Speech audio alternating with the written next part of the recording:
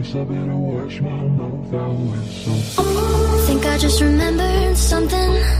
I think I left the faucet running. Now my words are filling up the tub. Darling, you're just soaking in it, but I know you'll get out the minute you notice all your fingers pruning up.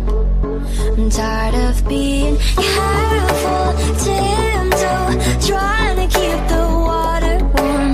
Let me under your skin. Oh, there it goes. I sense you much it overflowed.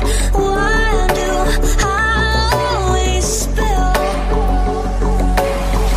I feel it coming on my throat. Guess I better wash my mouth out with soap. God, I wish I never spoke. Now I gotta wash my mouth out with soap. I feel it coming on my throat. Guess I better wash my mouth out with soap. God, I wish I never spoke. Now I gotta wash my mouth out with soap.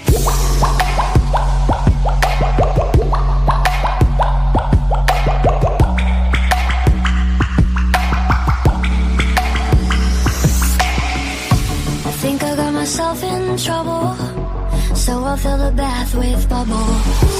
Then I'll put the towels all away. Should've never said that word, love. Threw a toaster in the bathtub. I'm sick of all the games I have to play. I'm tired of being careful, tiptoe, trying to keep the water warm. Let me under your skin. Oh, there it goes. I sense you much it overflowed. Why do I always spill? I feel it coming on my throat. Guess I better wash my mouth out with soap. God, I wish I never spoke. Now I gotta wash my mouth out with soap. I feel it coming on my throat. Guess I better wash my mouth out with soap. God, I wish I never spoke. Now I gotta wash my mouth out with soap.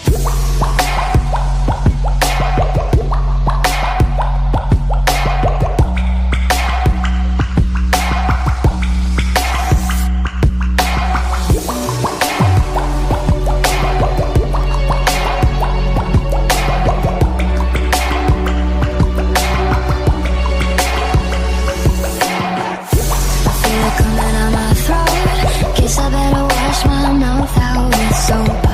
God, I wish I never spoke. Now I gotta wash my mouth with soap. I feel it coming out my throat. Guess I better wash my mouth out with soap. God, I wish I never spoke. Now I gotta wash my mouth out with soap.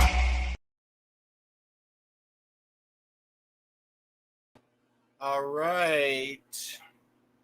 Yeah, that's right. You heard right. HB is streaming now. All right. Wash your mouth out with soap. That's right, Tim Robbins' son. Put 5 pieces of soap in your mouth and chew them up because you've said the wrong thing. So here we are. I've done live streams with different people. I've spoken to quite a few different people over the years, live streamers who are fun to talk to, ones who are not so fun to talk to.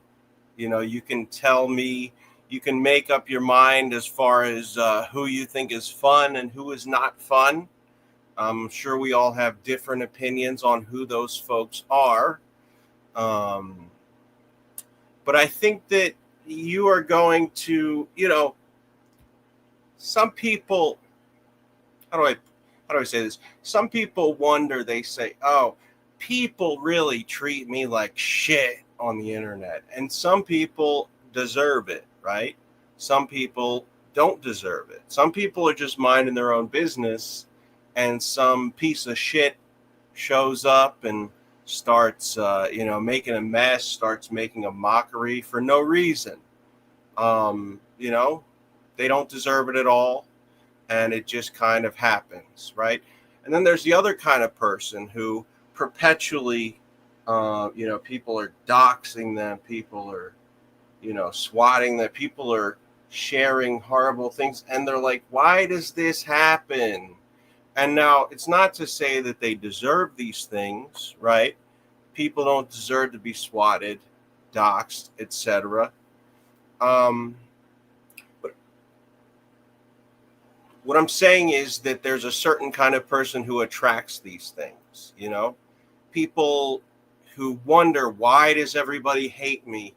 Yet they do every possible thing that they can to lead themselves into this situation. People who, and a lot of times this happens when folks try to create a standard, a standard where you have to follow all these rules, jump through all these hoops, do everything I say, right? They tell you to do all this stuff, and then you, in return, are like, okay, fine, I'll follow all your rules. I get it. You're a specific type of person who needs things done a certain way. By the way, will you reciprocate and do these things for me? Now, a reasonable person would say, sure, why not? I will do. It's only fair that if I ask you to do things for me, that then you also would ask me to do things for you. After all, we're both human beings. Well, that's where the disconnect happens with these folks. They decide all of a sudden that, you know what, I don't actually want to help you. I want you to help me. But, if you need me to do you any favors, you can fuck off. And those are kind of the types of people who I'm trying to distance myself from. Maybe you can think of some people like that you've been around. Maybe you are that person and that's why you can't think of any of those people. Or maybe perhaps you're just lucky enough to have never stumbled upon any horrible, bad people on the internet. And if that's the case, tell me who you are and I'll start hanging out with you, because I don't really, some people are the types of people who say, I thrive on drama. I can't wait for the next fight. And, if people want to do it that way, have fun, do your thing. My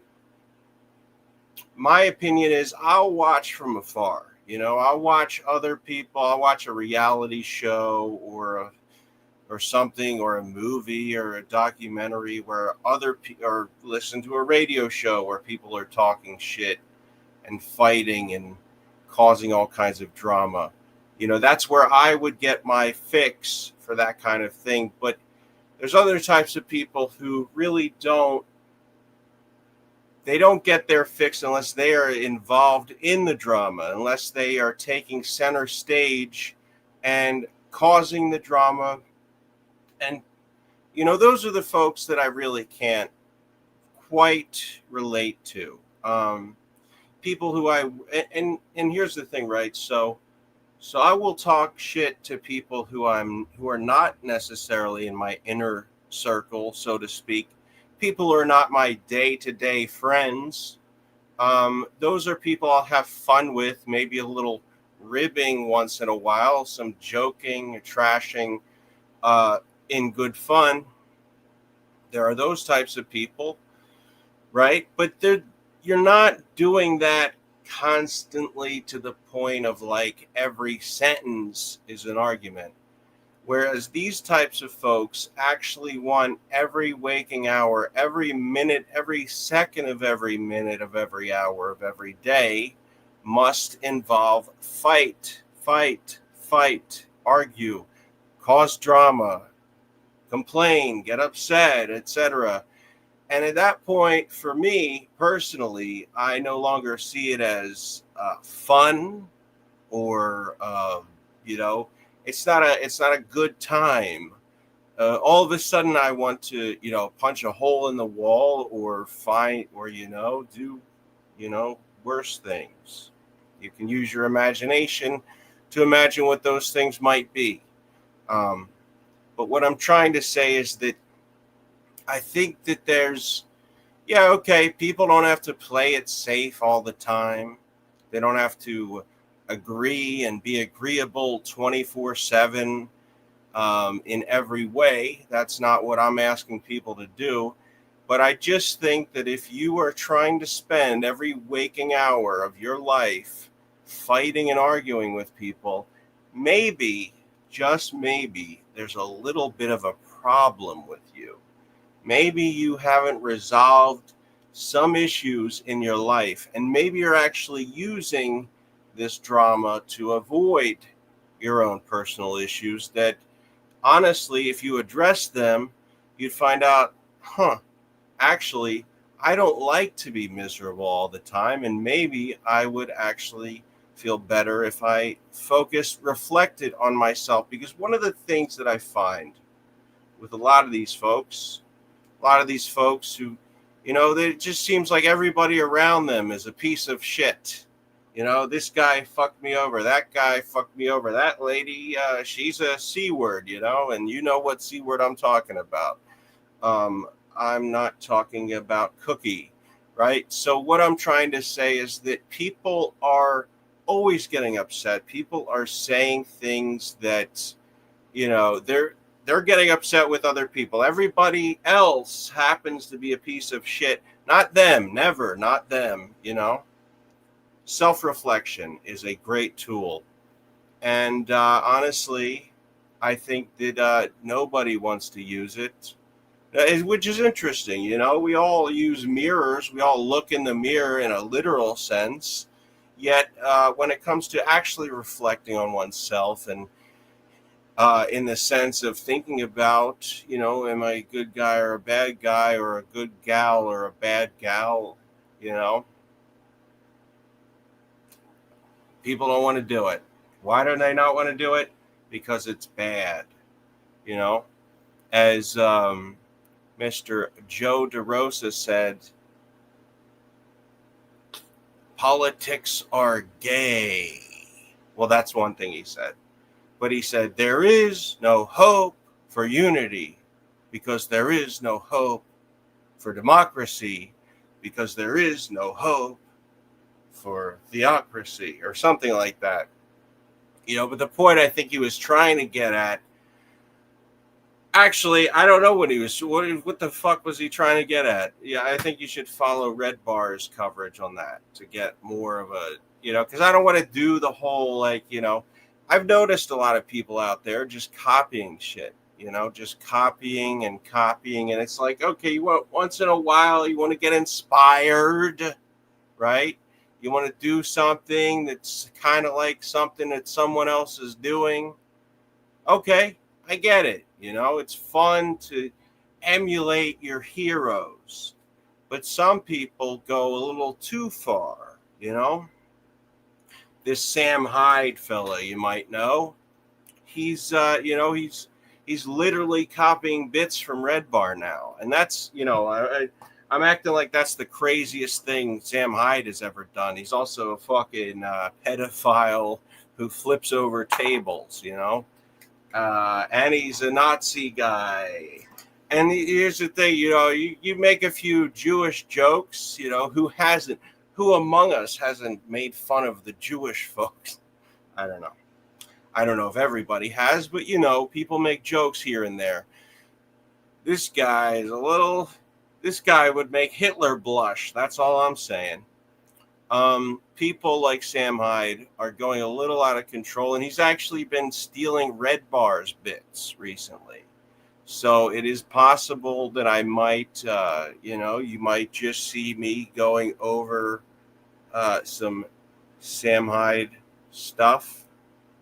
And I think that, and there's another guy who's getting on my radar. Okay, so So in general, I like Timmy No Breaks. I think he's fun and different on the Kill Tony show. If you don't know Timmy No Breaks, I know some people don't like him. I know Cool Boy said that he seems to him to be an Andrew Dice Clay ripoff.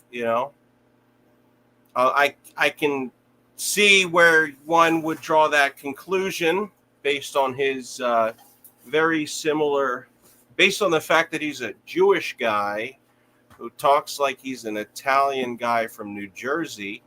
It's a very similar shtick in that regard. The same, very similar voice, wearing the leather, all that kind of shit. I guess I would say the big difference for me is the fact that he's doing more of what I would say is more of an Andy Kaufman kind of deconstructive comedy thing, where he's purposely kind of shitty. He's both super confident and then suddenly really insecure.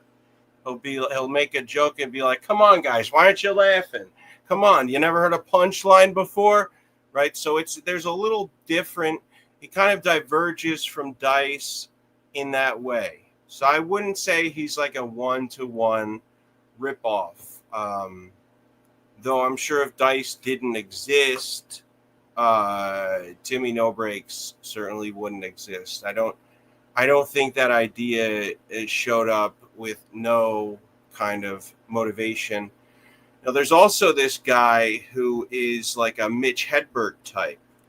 Now, what I will say is that even though I don't think that Timmy No Breaks is an absolute Dice clone, what I will say is that I do think that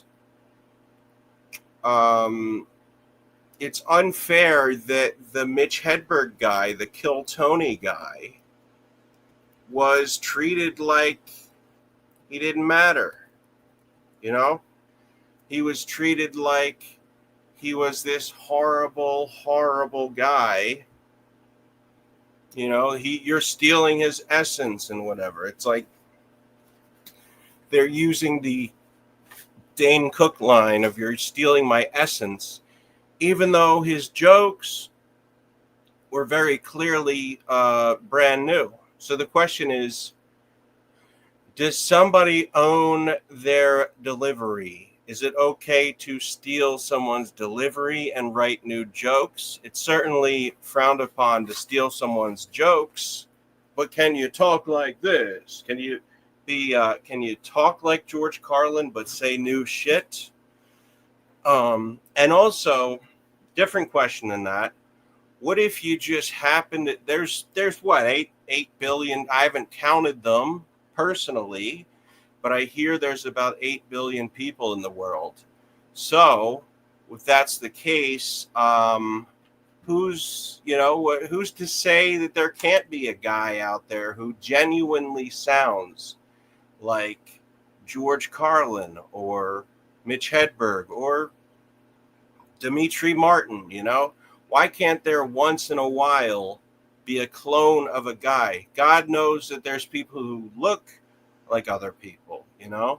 People have talked about how there's guys who look like Joe Rogan out there, who look identical to Joe Rogan except with a weird hair. In fact, Joe Rogan actually dressed as the guy for Halloween just for the hell of it.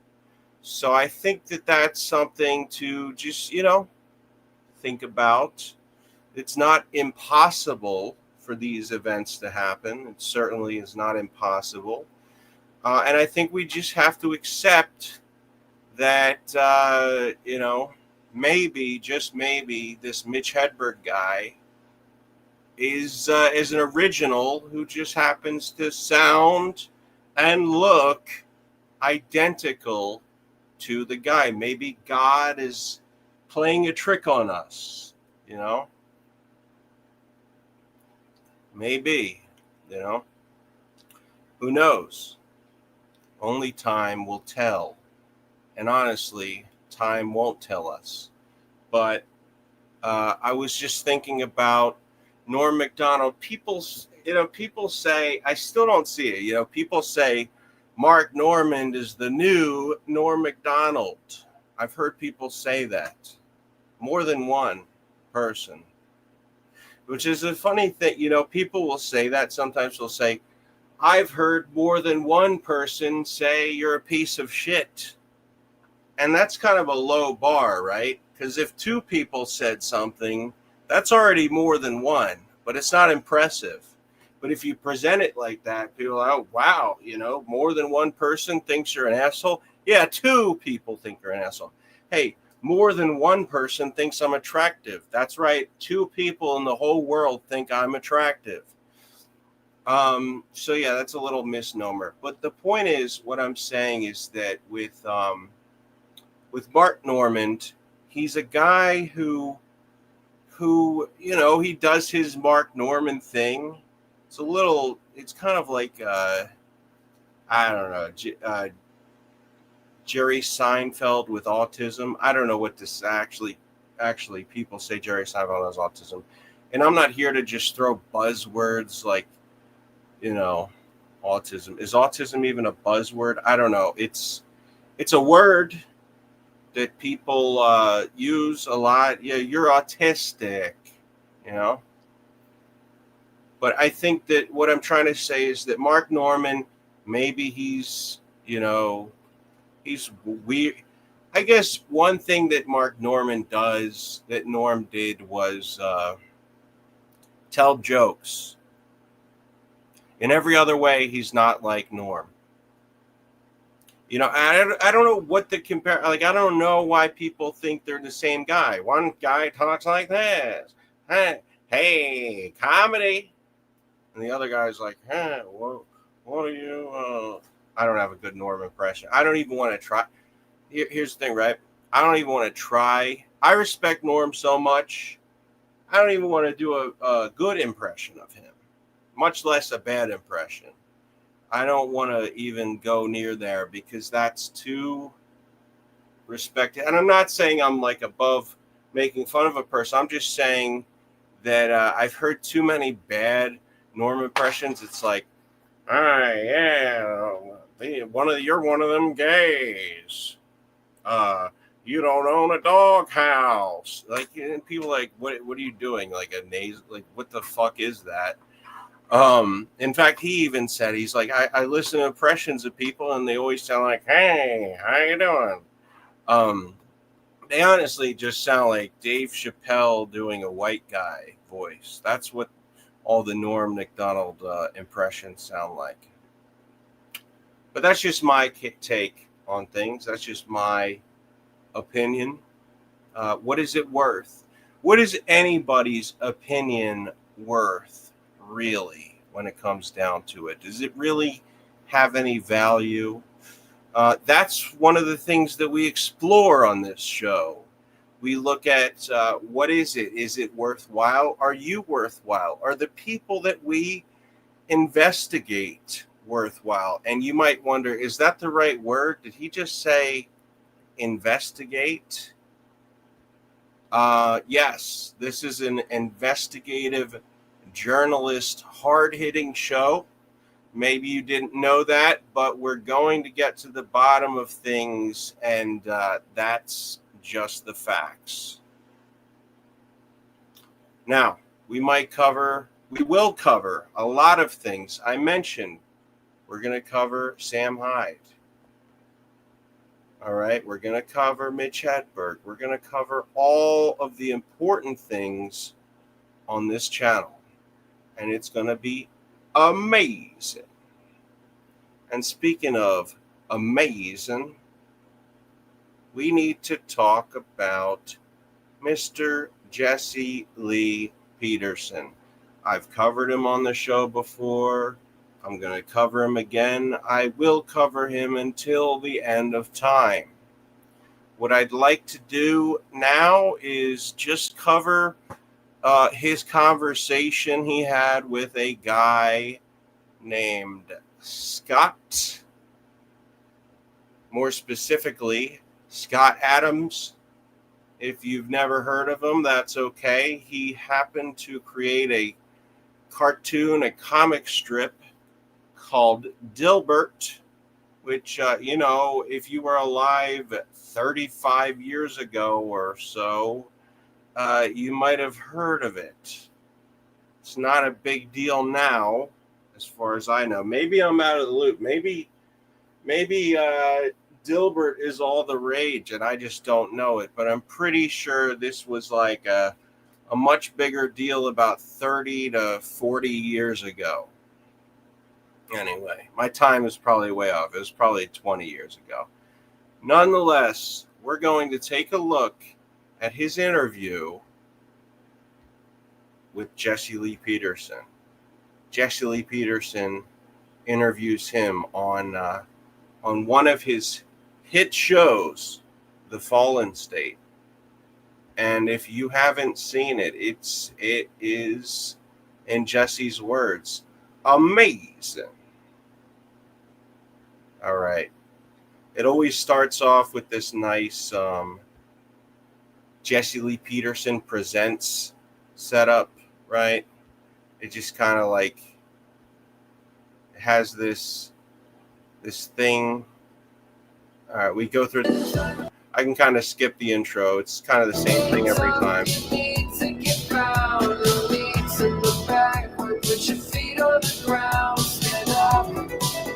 All right. I like that chroma key. It's just completely white background.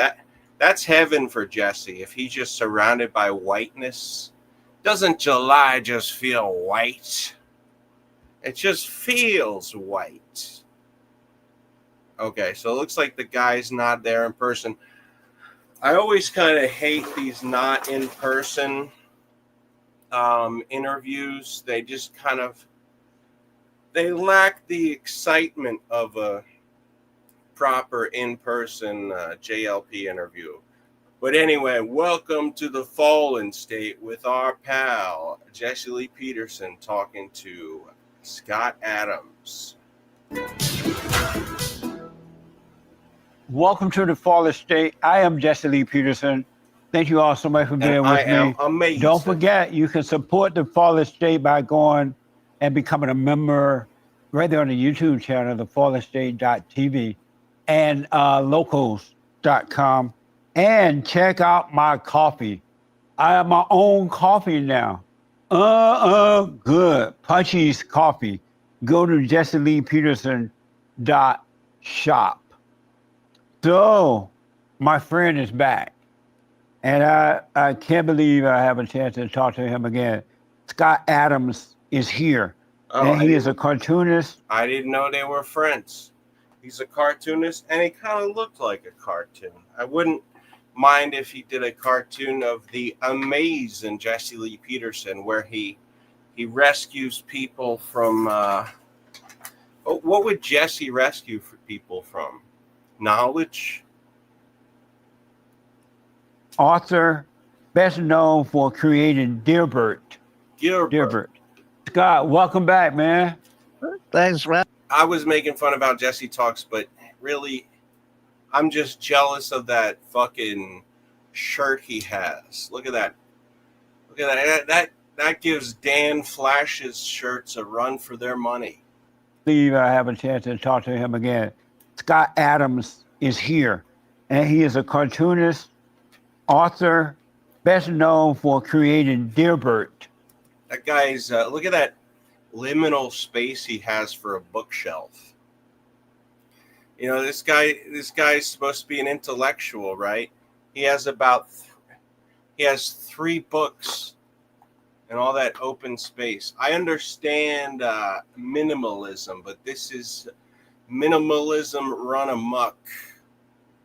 Dilbert. Scott, welcome back, man.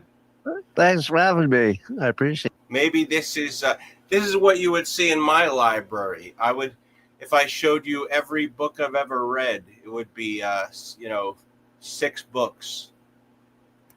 I am happy to have this conversation with you. I saw a little of a clip where you said you were ill at one point, and that you wouldn't expect it to be around much longer. And I was Yeah. like, I almost started crying when I heard you say that. Beta. Only beta males cry. I wonder if he saw Adam Freeland crying. He would call him a beta. You have But he would, of course, he would say, "These are not beta. These are tears of an alpha." a form of cancer or something, right? Yeah, I've got the He had a form of cancer called leftism.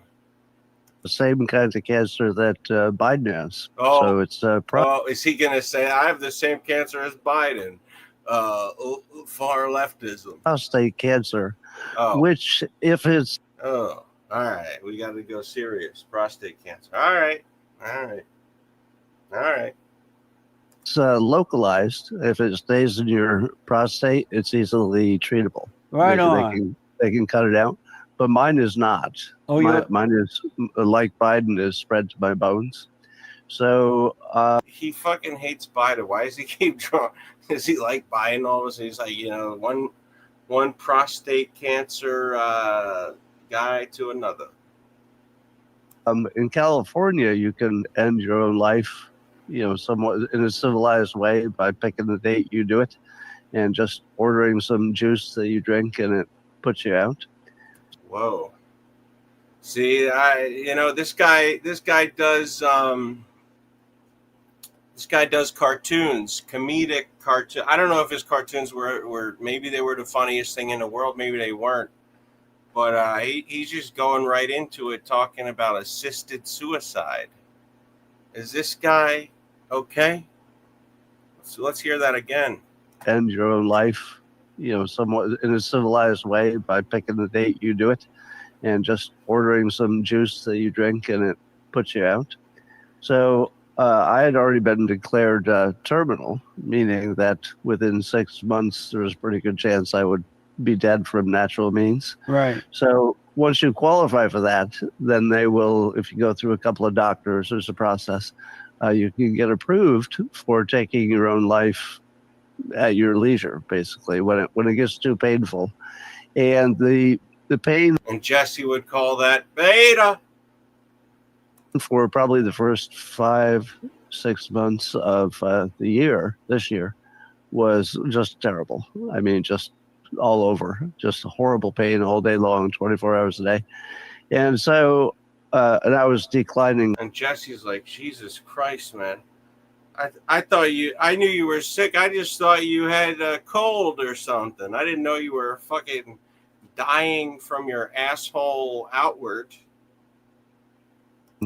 Quite quickly.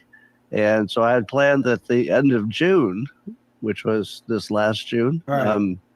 Somewhere around the last day of June, when I'd gotten past some things, some family stuff, I had planned to take my life.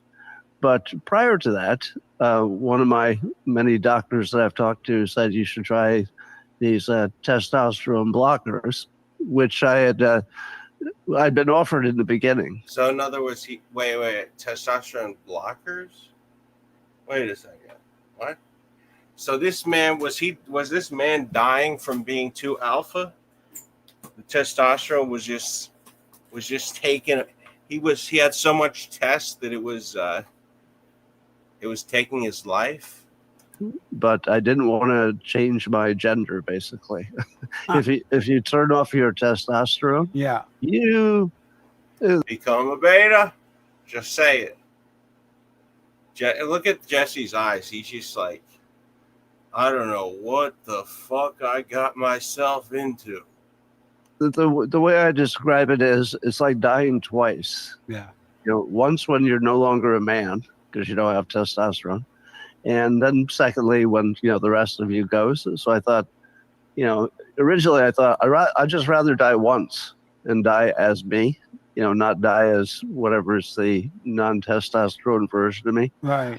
But it was a mechanism that if it didn't work, it would allow me to. See, that's real misogyny, right? I would rather die than become a woman.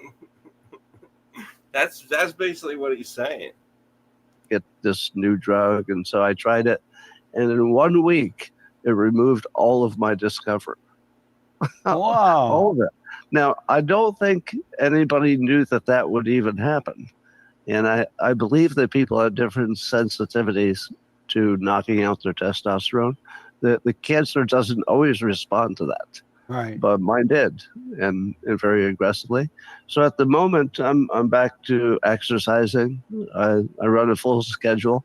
I'm very tired, so I have a pretty much I have to nap with my cats in the afternoon. Right. but I woke up from my nap for you, and I'm all ready to go. Well, I appreciate that. So So, okay, so Jesse's whole thing, the whole premise of his show is that your life improves if you are an alpha male. And his guest is telling him, in order to live his life better, he needs to turn off his male hormone. Where does Jesse go from here? are you glad you didn't do the suicide thing before June? Are you glad you didn't suicide yourself? You know, some people wish they had suicided themselves. Are you glad? I don't Yeah. want to wait. Even Jesse's laughing at it. He's like, come on. Isn't that hilarious? Isn't that hilarious? You wanted to blow your brains out or take a poison serum? I mean, I literally had the juice that you take. I'd already ordered it. It was sitting at the pharmacy. It was waiting for me to pick it up. Wow. I could have picked it up at any moment and been done by the end of the day. And I'd made the decision. But all my pain went away. So I thought, well, we'll see what happens. Wow. So, I mean, I suppose I could live for a while. I mean, I don't know what the limit is. Everybody's different. Right. But it could be years. It could be months. But at the moment, except for having no testosterone, which definitely changes me, I feel great. Right on. Were you afraid to die? Weirdly, no. Well, I was afraid of the actual moment of death. He wasn't as afraid of dying as he was of being a woman, of having his mother's nature. In case you get it wrong, Right. there's a way that you can take the ending your life juice, and sometimes you'll throw it up, and then you don't die, but you're half dead because you got half of the poison is in you. So there was the possibility of the worst case scenario. And by the way, that's probably still ahead of me. Like, probably that's how I'll extinguish the flame when it's time. Yeah. But there's also the possibility that I can stay around long enough for AI to cure this stuff. Right. I mean, there are lots of tests that are being run right now. So maybe I get lucky. Well, I hope so. How old are you? I am 68. 68. So you're still young. Well, yeah. Turns out that I got this particular cancer at the age that is most common. So men get it just about the same age, very typically. Right. So it's the most common thing. I noticed that I hear from a lot of men now, and they have it at that age. A lot of them have, maybe not as bad as yours or serious as yours, but a lot of men seem to be getting cancer now.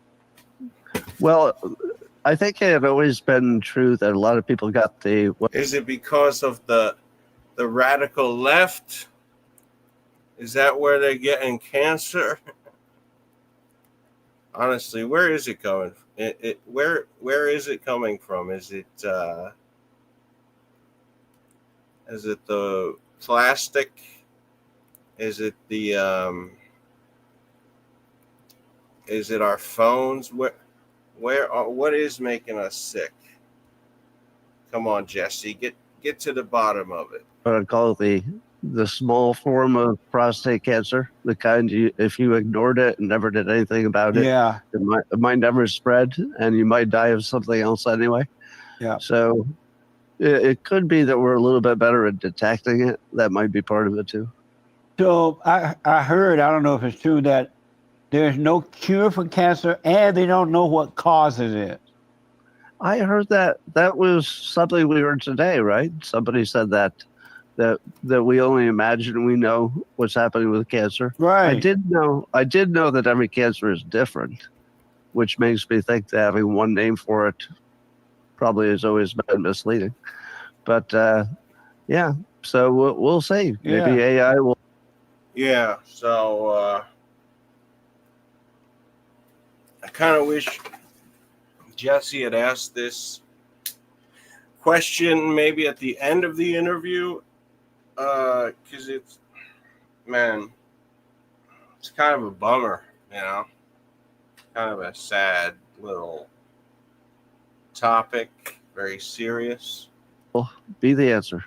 So Let's see if he has any other topics that are not so morbid. coming that close to death, did you have any regrets, or did you wonder how I live my What's up, life? I Russ? should have done this or done that. Or I wish I had not done this or that.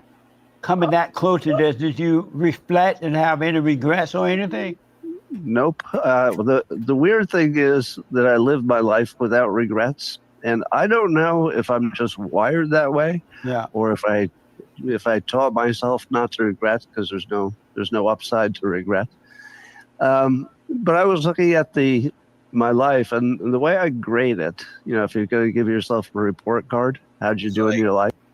My only regret is that I spent my whole life drawing shitty cartoons that people now do not care about. Yes. The only real way that makes sense is, what did you do in service of other people? You Right. think they'll turn the discussion around to some yucks? I hope so. Oh God, I hope they make it funny. And if you did that right, then the things that you screwed up and, just personally, the things that you could have done better, they're not so important. And one of the, I guess, the good news, bad news of being a public figure is that when I announced that I only had what I thought was just a few weeks left, I didn't expect this, but people completely opened up, and they all wanted to go public with what they think I had given them. The either advice, the inspiration, the training, the technique. Because I've spent the last 10 years literally trying to train people to be more effective and happier and get what they want. And apparently it worked for a lot of people. So my books were transformational to a lot of people. So that allowed me to say, all right, I did my job. So He should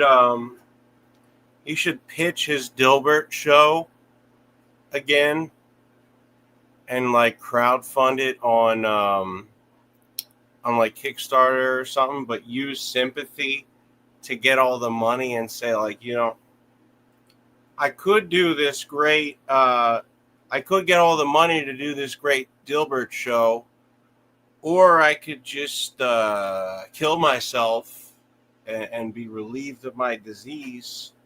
I could do that, or you could give me the money to make this cartoon. It's your decision. So you end up getting your flowers before you died. I know it was exactly like attending my own funeral and listening to the speeches. Yeah. I recommend it. Believe it or not, it could easily be the peak best experience of my life, because people don't, with tears in their eyes, come up to you and say, I just have to tell you, how much I'll miss you, or how much you meant to me. And the degree to which that is meaningful you can't even explain it. It's everything. Right on, man. You're not married. Are you married with children and all that? Well, I'm not married at the moment. I tried it twice. Oh, okay. But so far, there's a perfect Women are not logical. Everybody knows that. record of no woman who ever wanted to live with me for very long. So I've got 3 stepkids. One died from a fence. Why doesn't he just try out being gay? Him and Jesse, just be gay. Just try it out. you were gonna die anyway. Why not just have a radical, weird life? A little overdose some years ago. But I got 3 of them. They're still in my life. Right on. And so, when you considered suicide, were you wondering if you were going to hell or heaven? Did you wonder where am I going? Like, where am I going once I leave this body? Did you wonder about that? So I didn't believe that I would wake up in heaven or hell. So that's not part of my belief system. Right. But I do think there's a non-zero chance that we're a simulation, sort of like a video game. Man, everybody's into the simulation theory these days. Why is that suddenly like the thing to believe in, is that we're a simulation? And how much does that even conflict with the belief in God? So instead of God, we were created by a nerd who is basically our God. Like, I don't like all these people who were formerly atheists. So like, I don't believe in creationism, but I do believe in creationism if God is a computer guy. Like, what? It fucking makes no sense. So although I don't think it's likely, I thought there was a non-zero chance that I would wake up in a gamer chair. And I'd wake up and I'd be in the original base reality. Yeah. And I'd see all my friends that John Carmack is the guy who made us. That were not part of this life. And I'd say, how long was I out? And they say something like, oh God, you were out for an hour. And that represented my entire life. And I'd be like, wow, this is the greatest game. Can I go again? So, so part of me thinks that is a good observation, Russell. Maybe people are stoned all the time and nothing feels real. I was thinking about similar idea to that with why folks like Elon Musk think that life is a simulation. He's taking ketamine all the time, and that, that's like being stoned, but weirder, I think. So, but seriously, ketamine probably does make you feel like life isn't real. Carmack is the GOAT programmer. Hell yeah. It's possible. I mean, I wouldn't bet on it, but it's possible. As a result of that, you were not afraid of dying, of death. I was definitely not afraid of being dead. I was concerned for people I'm leaving behind who would not handle it well. And I was concerned if I couldn't be there to be their backstop, in case things got tough. Right. Because you feel a certain responsibility. Yeah. See, I don't know. I'm trying to think, would I be more afraid of being dead or how things would be after me? I don't have an answer to that. That's why I always felt like it sucks to have so many people that you love, because you got to worry about everybody dying. If you didn't have anybody you loved, you wouldn't have to worry about them dying, and they wouldn't have to worry about you, and you wouldn't have to worry about them living without you. Loving people really sucks if you think about it. As a man, probably everybody. But I think almost all of my concern was about the other people. So, I had to put my estate together and give away the things that I'd never use again. And right. So it was all externally focused, which is very mentally healthy to be externally focused. I think that is so interesting to me that you were considering dying. You kind of had your own date. You're going to do it your own way. You're going to take your own life. To me, that's interesting. I don't know. I hope I never have to make that decision, but I don't know what I'll be thinking if I know in June, the end of June, I'm going to take my own life and I'm prepared for it. I don't know how I would live that way. I don't know, would I be afraid or how I would deal with that? one of the things that made it easier, ironically, was that I was in so much physical pain Oh, that it was hard to concentrate on everything else. So Okay. during that time, my elder If if your life is shit, you know, I look at it as like, if your life is shit, it's dying is like getting kicked out of a house that is made of moldy, broken, busted up wood and glass on the ground. Like, if your house sucks, then being homeless is barely a downgrade. So, like, if your life sucks, dying, could basically be an improvement. lead dog passed away, and you have to go through that horrible day where And I'm not condoning suicide, if that's I realize that kind of sounds like I'm just saying, your life sucks, end it. No, I'm not suggesting that. Please, anybody out there is feeling that way, I don't that's not my message. Okay, I don't want that kind of weight on my shoulders or my chest. Is it your chest or your shoulders? Either way, I don't want to bear that burden. at least out here, you could pay somebody to come to your house, give the lethal injection and stuff. yeah. So, of course, it's the most emotional thing you could ever experience is, your beloved 17-year-old dog being put to sleep. But I was in so much pain that I really couldn't think of much.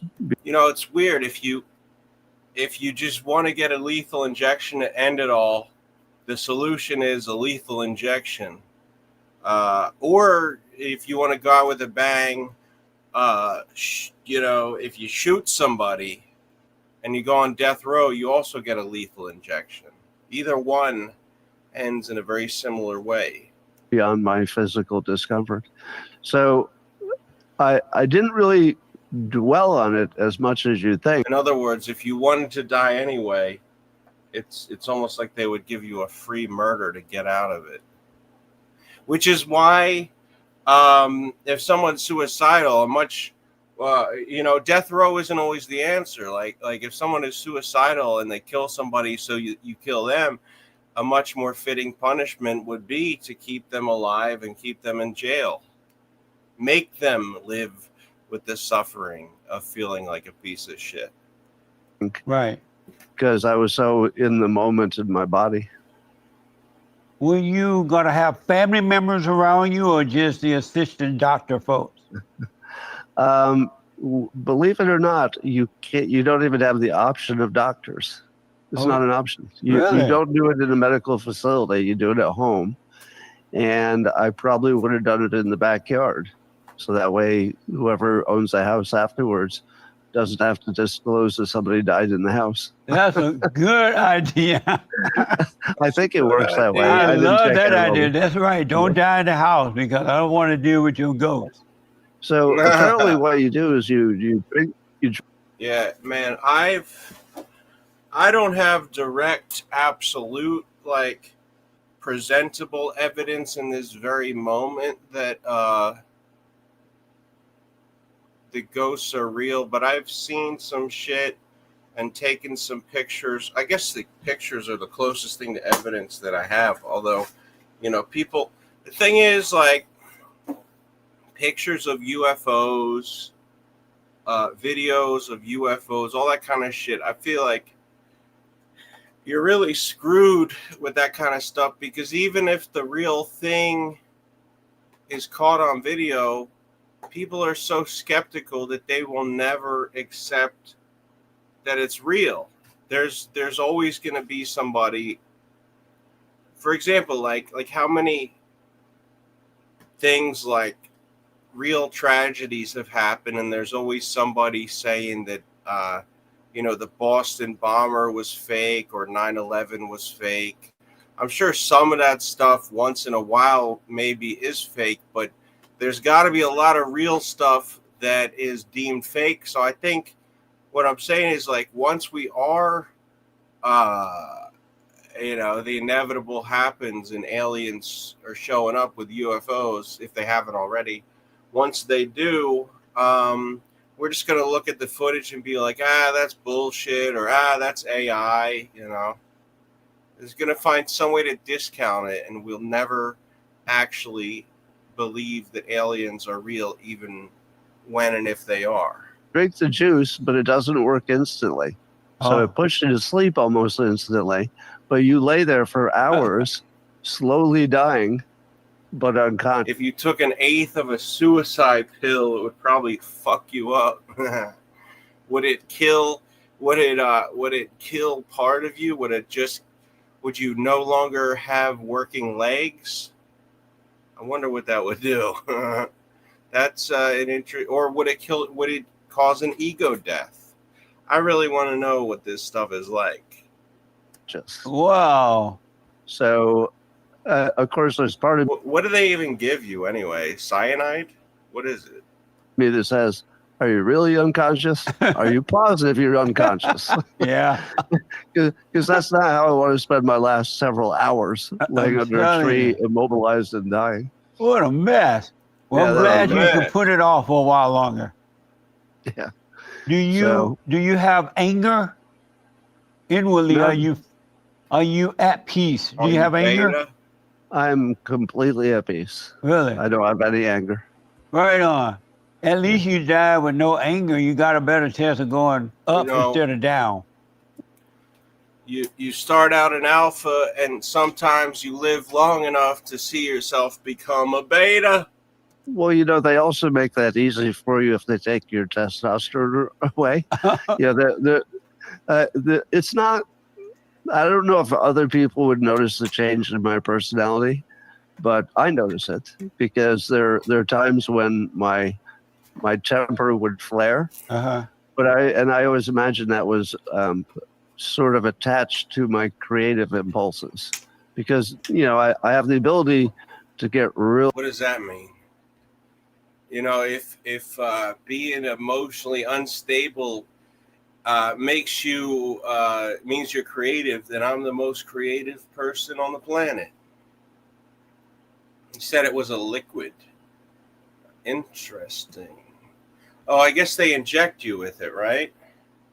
Really, really intense, both negatively and positively. The positively would Right. be creativity, and negative would be saying stuff that gets me canceled. And so, Didn't he already get canceled? I don't even remember what he said to get canceled. Does anybody in the universal audience remember what this Dilbert guy said to get canceled? I missed both of those. Oh. Strangely enough, I sort of miss being so angry that I'm not afraid of anything. Amazing. That's sort of a fun feeling now and then, if it's justified, right? If it's over nothing, then I'm just a jerk. But if I'm angry over something that you darn well ought to be angry about, sometimes a little angry. That would be interesting if he blocks his testosterone and becomes like, and I don't fucking know how this shit works, but if he became like a Zen monk, and it turns out that the whole reason that men are assholes is because they have testosterone. I sound like a fucking radical feminist. All the problems in the world are testosterone. Anger, a little extra energy is just the right thing. Amazing. One other quick thing about this, and I have so many other things because I know your time is here. What's going to happen to Dilbert? Had you Dilbert. had you done that? Who are you going to do it? Who you left Dilbert? Yeah, what happened to Dilbert? What up, Russell? How you doing, HB? Very upbeat stream. But I can drink it. So you can drink you can get a prescription for a liquid that'll fucking kill you if you drink it. Wow, that's wild. Most like heroin, I can kill you, right? Yes, heroin Cocaine, will kill you. meth. Can math? I don't know. People seem to have different theories on that. I'm thinking This death juice, if you just sort of chipped it down to like little bits and just took a little bit, be a good buzz maybe. Get you really whacked out, but not actually kill you because you didn't take enough. Yeah, I mean, why not, right? Do you think it? What do you think the feeling would be? Would you start to? I mean, what if you want to kill yourself? You take a little bit of it, and you're no longer suicidal. Like I wonder what the fuck that would feel like. You can say mushrooms. Mushrooms can help people with depression and LSD and stuff like that. Yes. Yeah. This guy was on Opie's show saying he saw the universe. He saw the whole universe created while he was inside a tent. That pretty much mirrors, what I felt on Amanita. Anyway, is that what? Like, don't a lot of psychedelics people claim that they felt like they died and were reborn during the trip? Absolutely. I didn't know that that's what people said, but that was my experience on that one specifically. It sounded like a bunch of hippie bullshit, or was it something? Is it something that you enjoyed? The experience? No. Yes and no. I like the let's put it this way. I like the insight it offered me, but while it was happening, it was terrifying. That happened to me just taking regular acid when I had just turned 17. We would just call it like window pane or blotter or whatever. It wasn't anything fancy.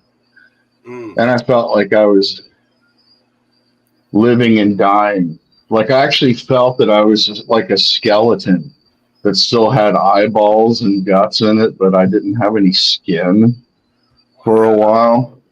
And all this weird shit.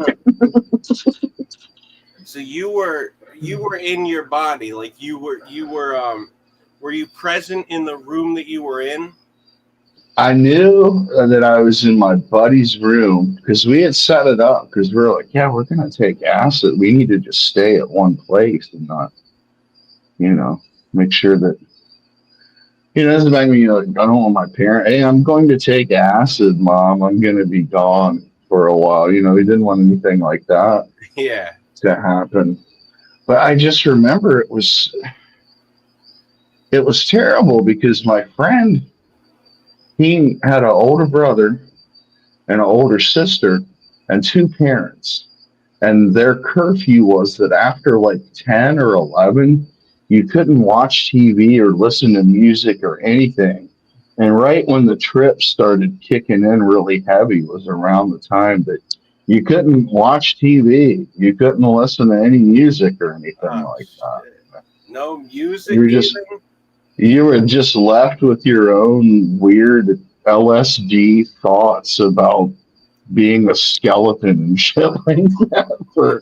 And it seemed, I really did. That's the only time that I can remember feeling like an hour seemed like a day, that kind of disorientation or whatever you call it. Shit. Yeah. I didn't know that happened on acid. That's like that's something that happens with other drugs. I'm pretty crazy, so it probably wasn't a good idea for 17-year-old me to take a hit of acid. Because I dealt with depression and stuff like that in the past, present, and future. But it was weird. But I just remember thinking that it was great that it wore off. Because I had convinced myself that I was just going to be tripped out forever because I took it. Oh, the feeling that for the rest of your life you would feel that like way? Someone was going to have to walk me around. Here's the bathroom. This is what time it is. Your name is Russell. All that kind of shit. Like, they called them acid casualties years ago. Oh, shit. Someone that just never came back from their trip. Yeah.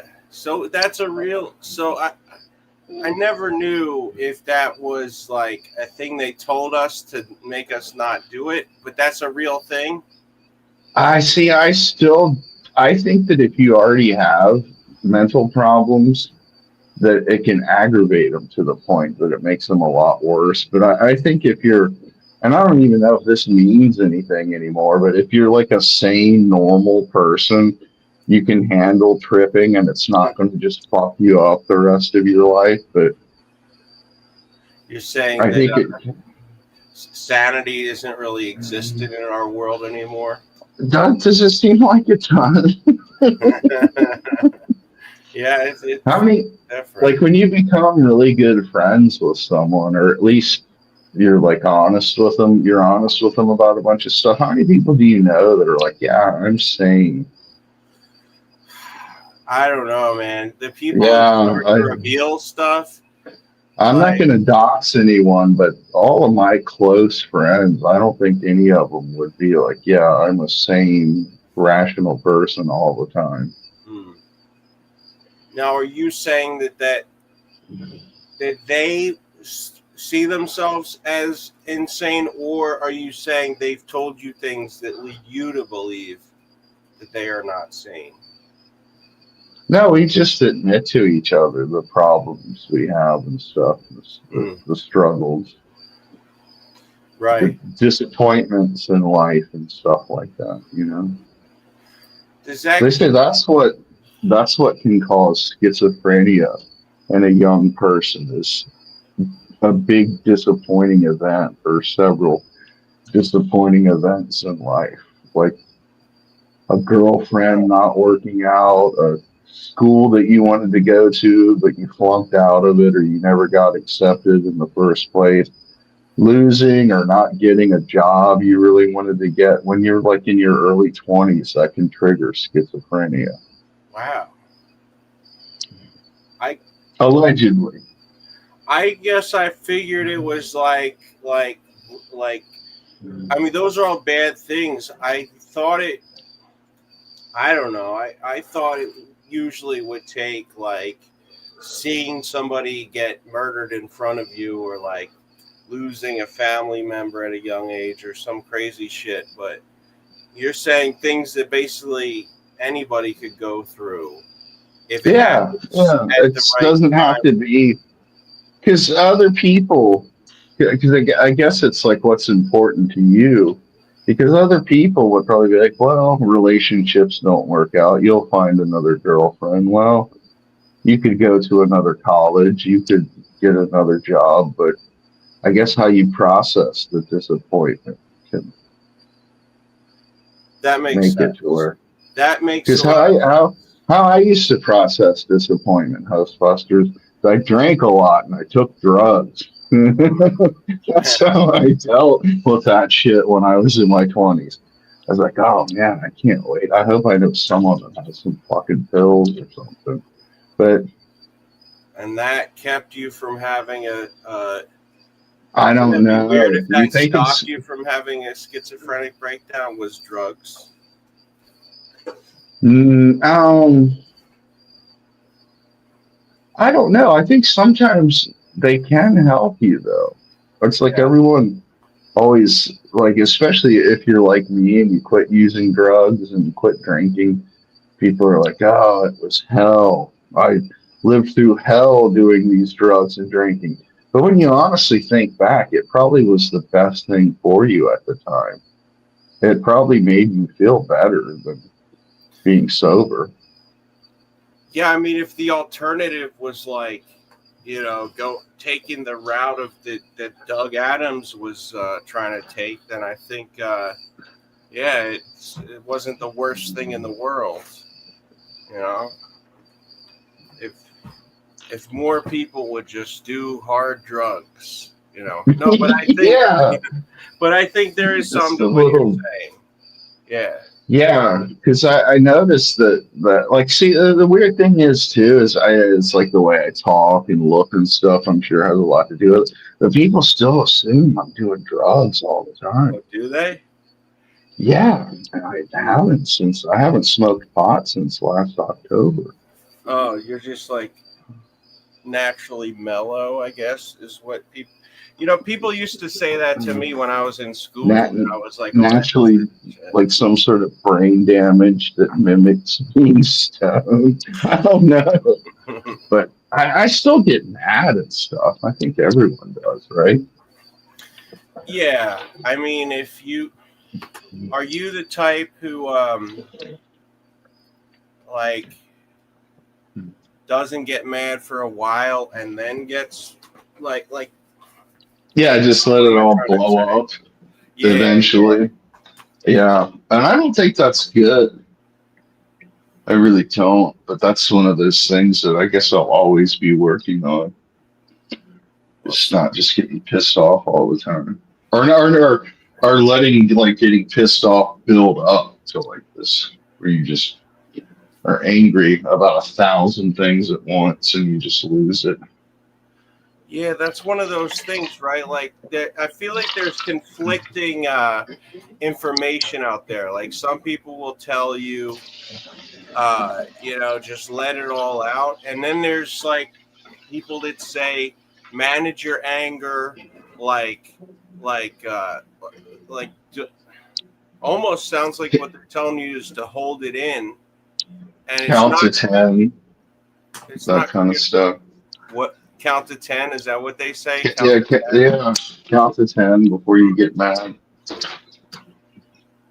And then you just I mean like when I had my thing with the law, my legal issue a few years ago, that was they had me take like an anger management type of course, and I felt like I was very conflicted about it because on the one hand I don't want to lose my shit, and on the other hand I felt like I was just playing a game of pretending like I wasn't losing my shit and just holding it all in. And I still to this day don't know, you know, what you're supposed to do, I guess.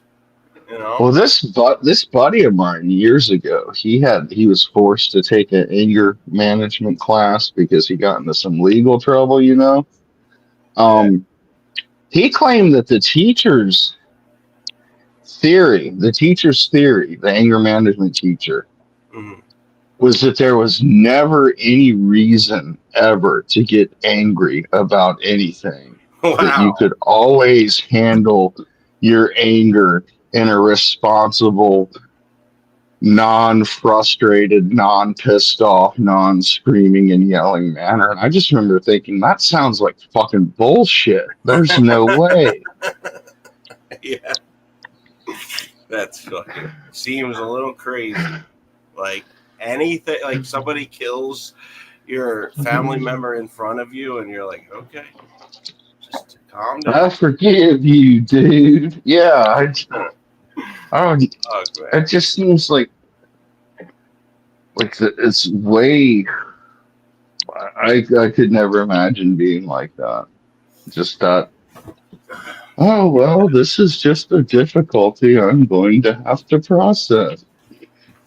yeah, that that just reminds me of like when Joe Rogan is telling. Do you remember when he was telling the guy from Everlast, like, he was talking about his kid growing up with like a degenerative disease that might kill them before they were 5, and Joe And was Joe was like, "Just catch a buzz, dude. like, Get stoned.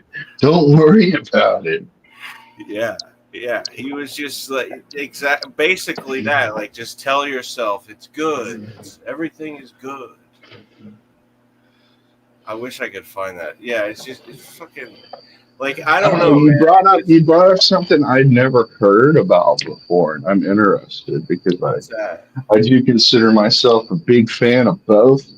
Red Bars being copied by Sam Hyde. I'd never heard that. Yes.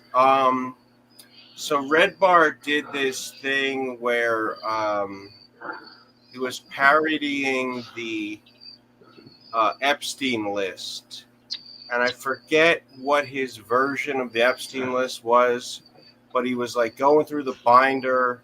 They had that I don't know if you saw when they did at the White House, they did this photo op where everybody was holding the binder, and it said the Epstein list, the most transparent administration ever, the Trump administration. And so he like a prop of that, right?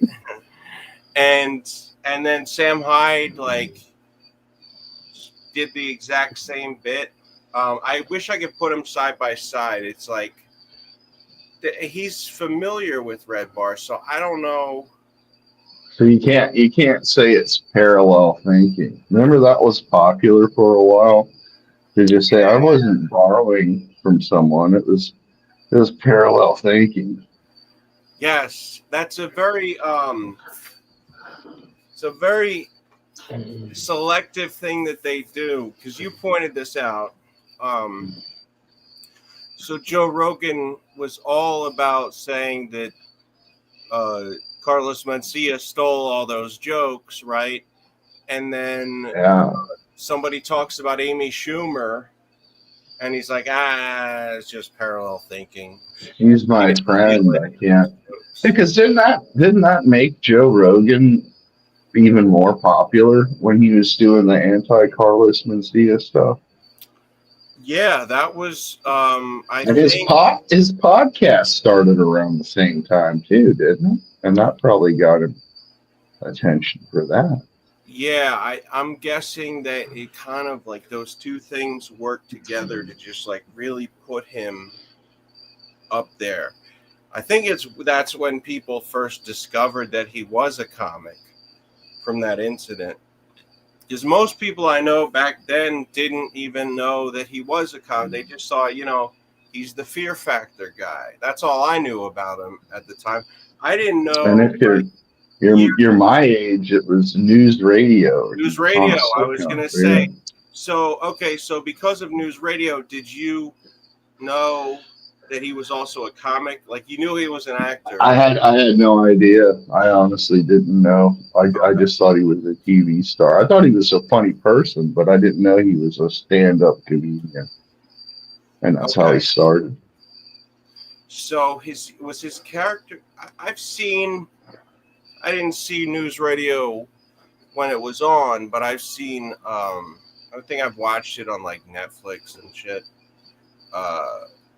Maybe that makes me sound like a young, out of touch weirdo, but like how I feel about people who only know. Well, I'm not going to dox your age, but when that was a show coming on, a new show, you would have been like 7 or 8 years old, so I could see where that wouldn't have been your type of thing. It was like an adult-oriented sitcom or whatever, not like something like little kid would want to watch. Yeah, was that was just like a general like network show, right? Like NBC or something. Phil Hartman was on it, and then he was replaced with Charlie Sheen for a while. Yeah, I'm having a hard time remembering. I think so, yeah. Oh, wow. This is almost 30 years ago now, but, I do remember watching it. Wow, okay. And you were kind of a fan at the time? You liked the show? Yeah, I thought it was all right. Wow. Yeah, that's, I kind of liked it. I don't know. I maybe just because I like radio and I like seeing people like, I don't know, whether it's real or not, just seeing like the kind of world of the radio studio and all that stuff. I remember Joe, I don't know if this is true or not. So Joe's character was based on him, on the real life him, maybe exaggerated a little bit, but it was based on Joe Rogan. And when he first saw the script, he said, "This guy's a fucking idiot. I don't want to play him." And he didn't realize it was based on himself. Yeah. His character, there was a scene where he boxed and stuff. He was in a ring boxing someone, I vaguely remember. Okay. He boxed, and then, he was like a kickboxer, MMA type of dude, right? Yeah. Jiu-jitsu, I think it was. Probably. Yeah. So he played, and then on the show, I don't remember. I don't know if this is spoiling this like 30-year-old show or 28-year-old show, but didn't it end like? Forget if it ended like he became a radio host and like something that paralleled his real life. Yeah, I'll, in all honesty, when that was coming on, I was working a lot. But when I was home, I watched a shitload of wrestling back then. I remember the Attitude Era, WCW, ECW, WWE. Maybe it was called WWE by then. I watched a lot of wrestling. So anything else that came on TV, I probably watched just waiting for something wrestling to come on within the next half hour or hour or so. So, you watched a lot of wrestling, and that was on what, regular channels or what? TBS. Hold on a second. I gotta.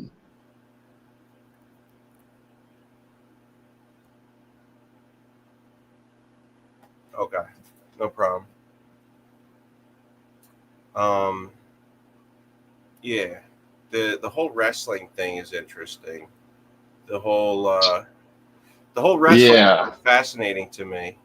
I can't even remember now. I think Superstation WTBS was one of them. Okay. So TBS, was that a cable channel back then or just a regular channel? Yeah, it was a cable channel, and there was what was it? What was the Turner Broadcasting TBN? Yeah, TBN, because they owned WCW, I think, the Turner Broadcast Company. But anyway, yeah, that's how I first saw Joe Rogan, and I honestly didn't realize he had come from stand-up. I thought he was just a comedic actor. Yeah. So apparently, what I've heard, and I don't know if this is true, but I heard that he kind of had like was that an ABC show? Was that on ABC? I couldn't tell you. It's been so long. I don't expect you to know. But I'm just wondering. So I heard that the reason that he was able to get all these acting gigs was because he owned a car with a phone in it at the time, and most actors did not have that. So he had a leg up because he was able to just, wherever he was, out anywhere, he could just make a phone call and always get gigs. I'd never heard of that, but I guess that makes sense. Now, was that a common thing among people back in the day to have? No, it really wasn't. You had to. Well, you were somewhat wealthy back then to have a car phone. Yeah, I know. I don't remember my family ever having one. I think, like cell phones in general, we didn't have. I mean, I didn't have my own personal cell phone for a long time, but my parents, I think, maybe had one, like, I want to say like the first time I really remember them having them is like around like 98 or so. I don't know if that's late in the game or if that's like right around when regular people started having them. When do you remember you or your parents having cell phones? Do you remember? Not cell phones in particular, but car phones by like 1986, 1987. You had to get a little thing installed in your car to keep them, I guess, to charge them and crap. And you had this little curly antenna on your hood for them, too. Oh, okay. They probably look like a Commodore 5000 or something compared to what things are like now. Like, if you ever watch that movie Wall Street, they're using 1986, 1987 portable phones, and they're huge. Oh, God, those big... Was it like... yeah. Did you have a backpack with those ones, or am I thinking... They probably did. Because I think you had to have some kind of antenna for them if you went any distance. Yeah, So it kind of feels I like don't know. that's what VR is now. It's like One night, bulky. somebody put a used condom in Jerry's. Yeah, I don't know if like I look at VR now and it's like you're wearing this big ass thing on your head. It's smaller than it used to be, but like you look at like the Vision Pro and it's heavy on people's heads, and then it even like extends this cord into their pocket. I just feel like several years from now we'll back at that. If it ever like truly catches on, we'll look at it like these big cell phones that were just clunky and silly, and I'd rather you know. sleep. But back then, that all that shit. Like I remember the first time getting a CD player, thinking it was magic. Like looking at the discs, I'm just thinking, oh my god, this is the best thing ever. This is Oh yeah. about as high tech as you can possibly get. Everything's on one side. You don't have to flip sides. You don't have to rewind. You don't have to worry about skipping needles Oh, and that's right. grooves and stuff. It seemed like, but you did, one thing they didn't tell you, you do have to keep them clean. You can't get them all scratched up and fingerprinted up and think they're going to work. But they So seemed like, was that the same with tapes? I mean, did you have to worry about them getting fucked? I mean, yes, if you like used them a lot, but did you have to worry about yeah, with cassettes, they would just degrade in sound quality, especially if you recorded over the same cassette a lot. Oh, I right. mean, there was always a chance of them fucking up and the tape getting eaten. Like one of the thingies wasn't spinning right and the tape would just jam up. And if you listen to the same song over and over, that one song part of the tape would probably get really degraded really fast, right? Yeah. I think that was like a joke with people who would watch VHSs. Like the VHS porn was way before my time, but like the one spot where people always watched it was all fucked up. Yeah, if you rented them from someplace, they, they would get, yeah, I'm sure they were like the most fast forwarded and rewound types of entertainment possible on That was VHS. that's a hell of a different time. I was at Yeah, yeah, I was at a it thrift just store. seemed cool though. It didn't seem like a big deal. It was what we had at the time, and a lot of times, like, oh, this is cool. E.T. is on VHS finally. That kind of stuff. Yeah, I guess the novelty of being able to watch anything at home was the big thing. Yeah, Like, yeah. oh, the resolution and all that shit. Like, you weren't even thinking about that really. And especially with pornographic movies, that was probably a lot better to be able to watch them at home than have to go out to some sleazy jizz covered theater to watch them or something like that. That Have you ever seen Taxi Driver, where the character Travis Bickle, he goes to this porn theater a lot just to chill out and watch some movies? It's a real scuzzy I looking place. I really need to see that. I'm always embarrassed to say I haven't seen. No, I have regretfully not seen that movie, but I've heard amazing things about it. That's a Scorsese film. Yeah, that's one of my favorite movies is Taxi Driver. See, I need to start a list of you've recommended books, certain books about things to me. I also want to watch some. You could recommend some movies. Taxi Driver. Yeah, they're soft recommendations. I'm not Yeah. demanding you watch them or listen to them or anything, Okay. but every once in a while, I'll come across something and I'll think you might like it. Especially Repo Man. Repo Man's very good. That's a good one. Okay. Yeah, I gotta watch. There's so much shit I gotta watch. Um, I know this guy who has like a collection of every movie, and he regrets it. He feels bad about because they're all like DVD copies, and I guess he's having this like late in life regret where he feels like shame about not having paid for all these movies, and he's just throwing everything out.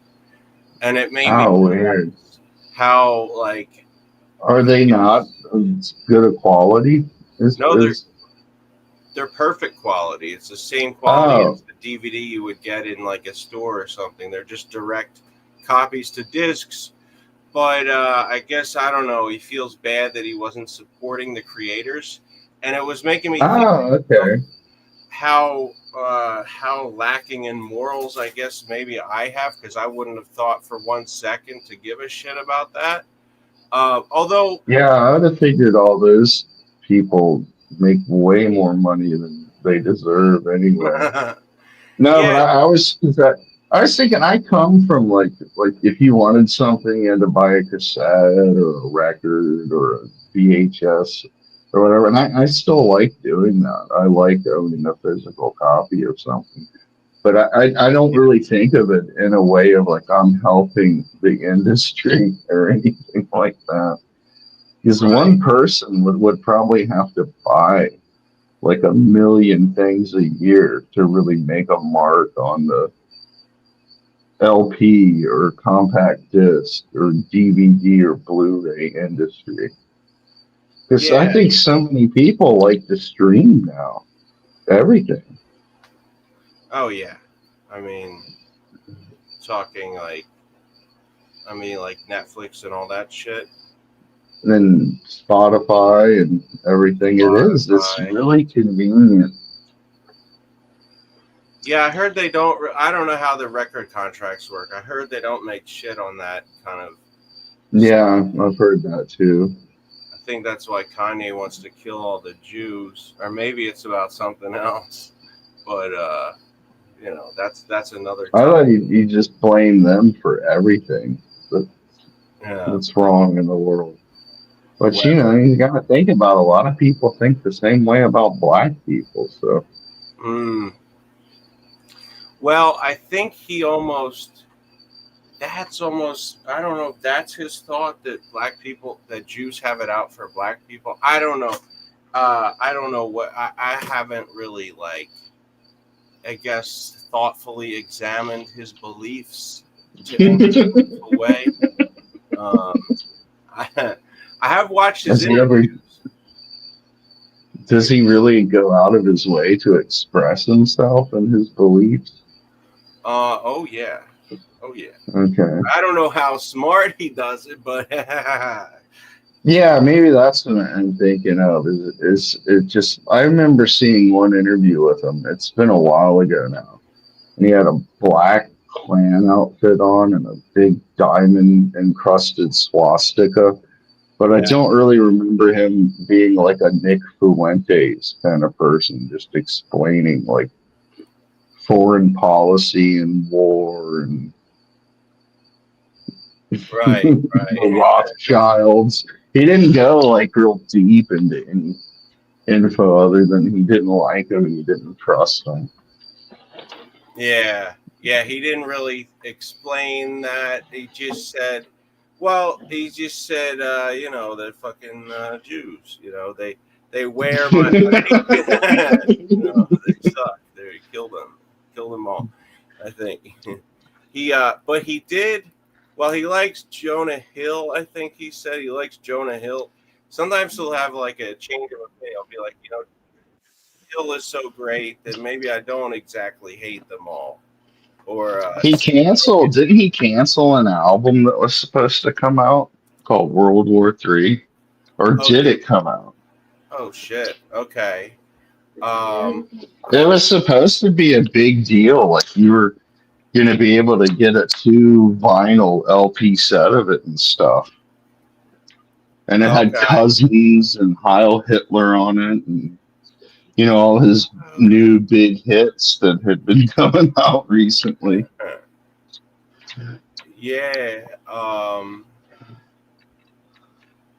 Yeah, I don't know if like, do you think he had trouble getting it widely like released or getting physical copies made of it? Do you think that's maybe I what happened with it? don't. I thought maybe he finally realized that he was going down a very uncommercial path. Mm, Because okay. when you're a musician like him, you're used to making a lot of money with everything you do. Right. You're used to being popular, you know. You're used to everyone talking about how much they like your beats, or I don't know what kids like nowadays. Huh. But when you get stuff banned for anti-Semitism and stuff like that, you're not getting a lot of airplay Yeah. That unless makes it's sense. people doing reaction videos to Heil Hitler or whatever. That was the only kind of coverage he got for that. Yeah, I mean, I hear it was it got a big play on X. I heard it was kind of popular over there. Although I think It was like a meme, though, wasn't it? It wasn't considered like a work of art. yeah, It was a meme, so that might have pissed him off. right. It wasn't Yeah. sincerely being appreciated. This is the next dark side of the moon. He wasn't getting that kind of. It's like people are like, yeah, this guy's really fucking crazy now. Listen to this shit. Yeah, I hear what you're saying. I know. I think I don't know.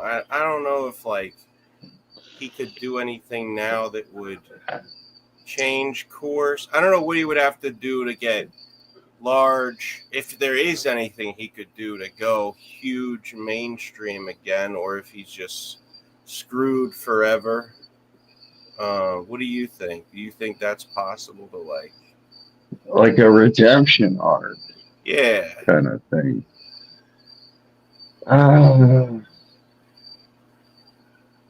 I think it would be I- difficult. Yeah, it would take several years at least, and you would have to do a lot of apologizing, which I don't know if You don't know if he would you be would up want to to the do. task. Yeah, Yeah. because Yeah, that's a lot of times that doesn't even save you. Like if you do something that's considered offensive, like it's racist or sexist or transphobic or homophobic, and you go around apologizing like on every place that'll have you on, doesn't really seem to help, does it? No. It almost And it might make people even you brought to people's attention that you did something like that. They didn't realize it before, and so more people are pissed off at you for whatever it is you said or did or whatever.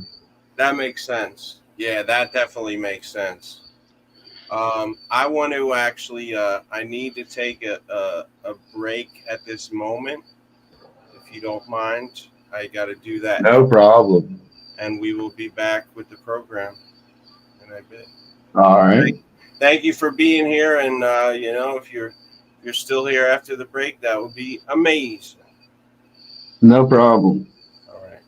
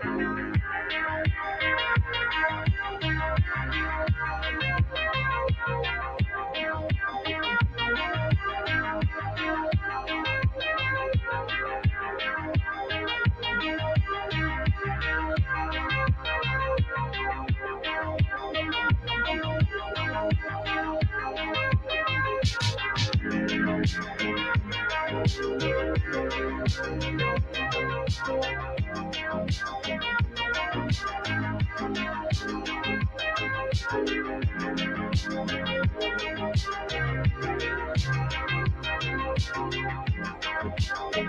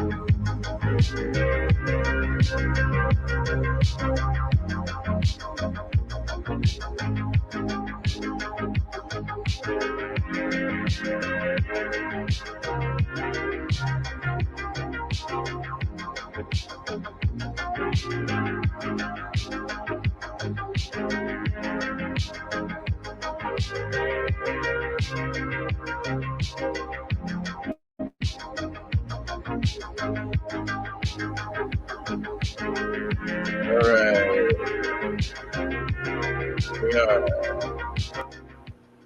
We're back.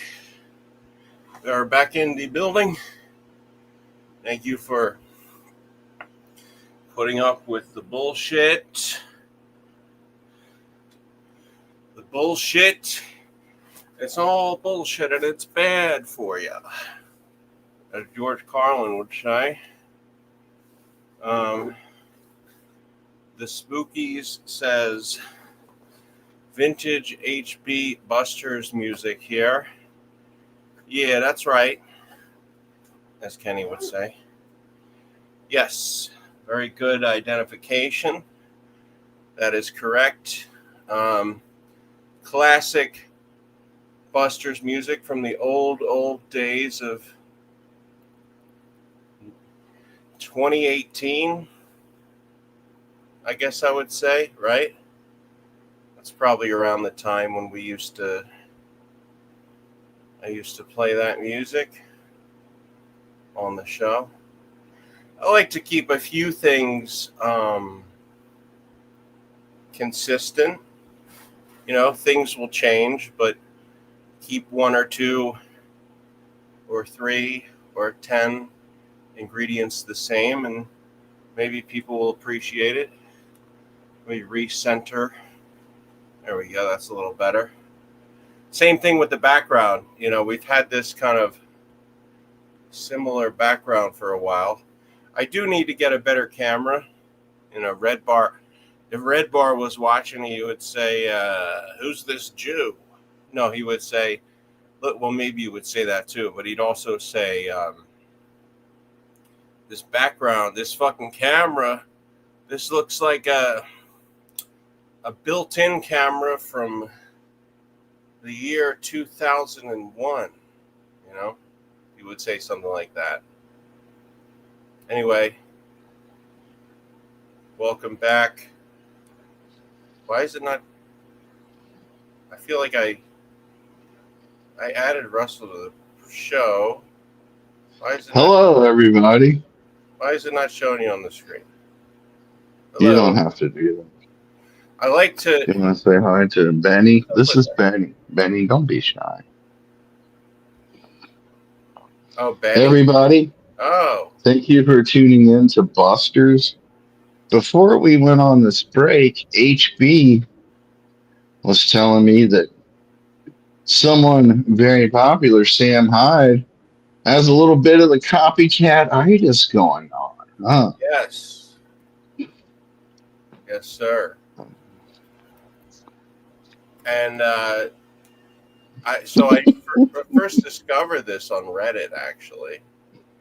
I'm trying to put the 2-panel classic setup. The circa 2018 setup. Yeah, what's up with that? Why can't we hold on one second. What was that thing you used to do before there ever was a Busters? You used chat roulette to just take random calls. very similar to Chat Roulette. It was called what was it called? Holla, HOLLA. You had a way with making that very entertaining. Oh, thank you. Thank you.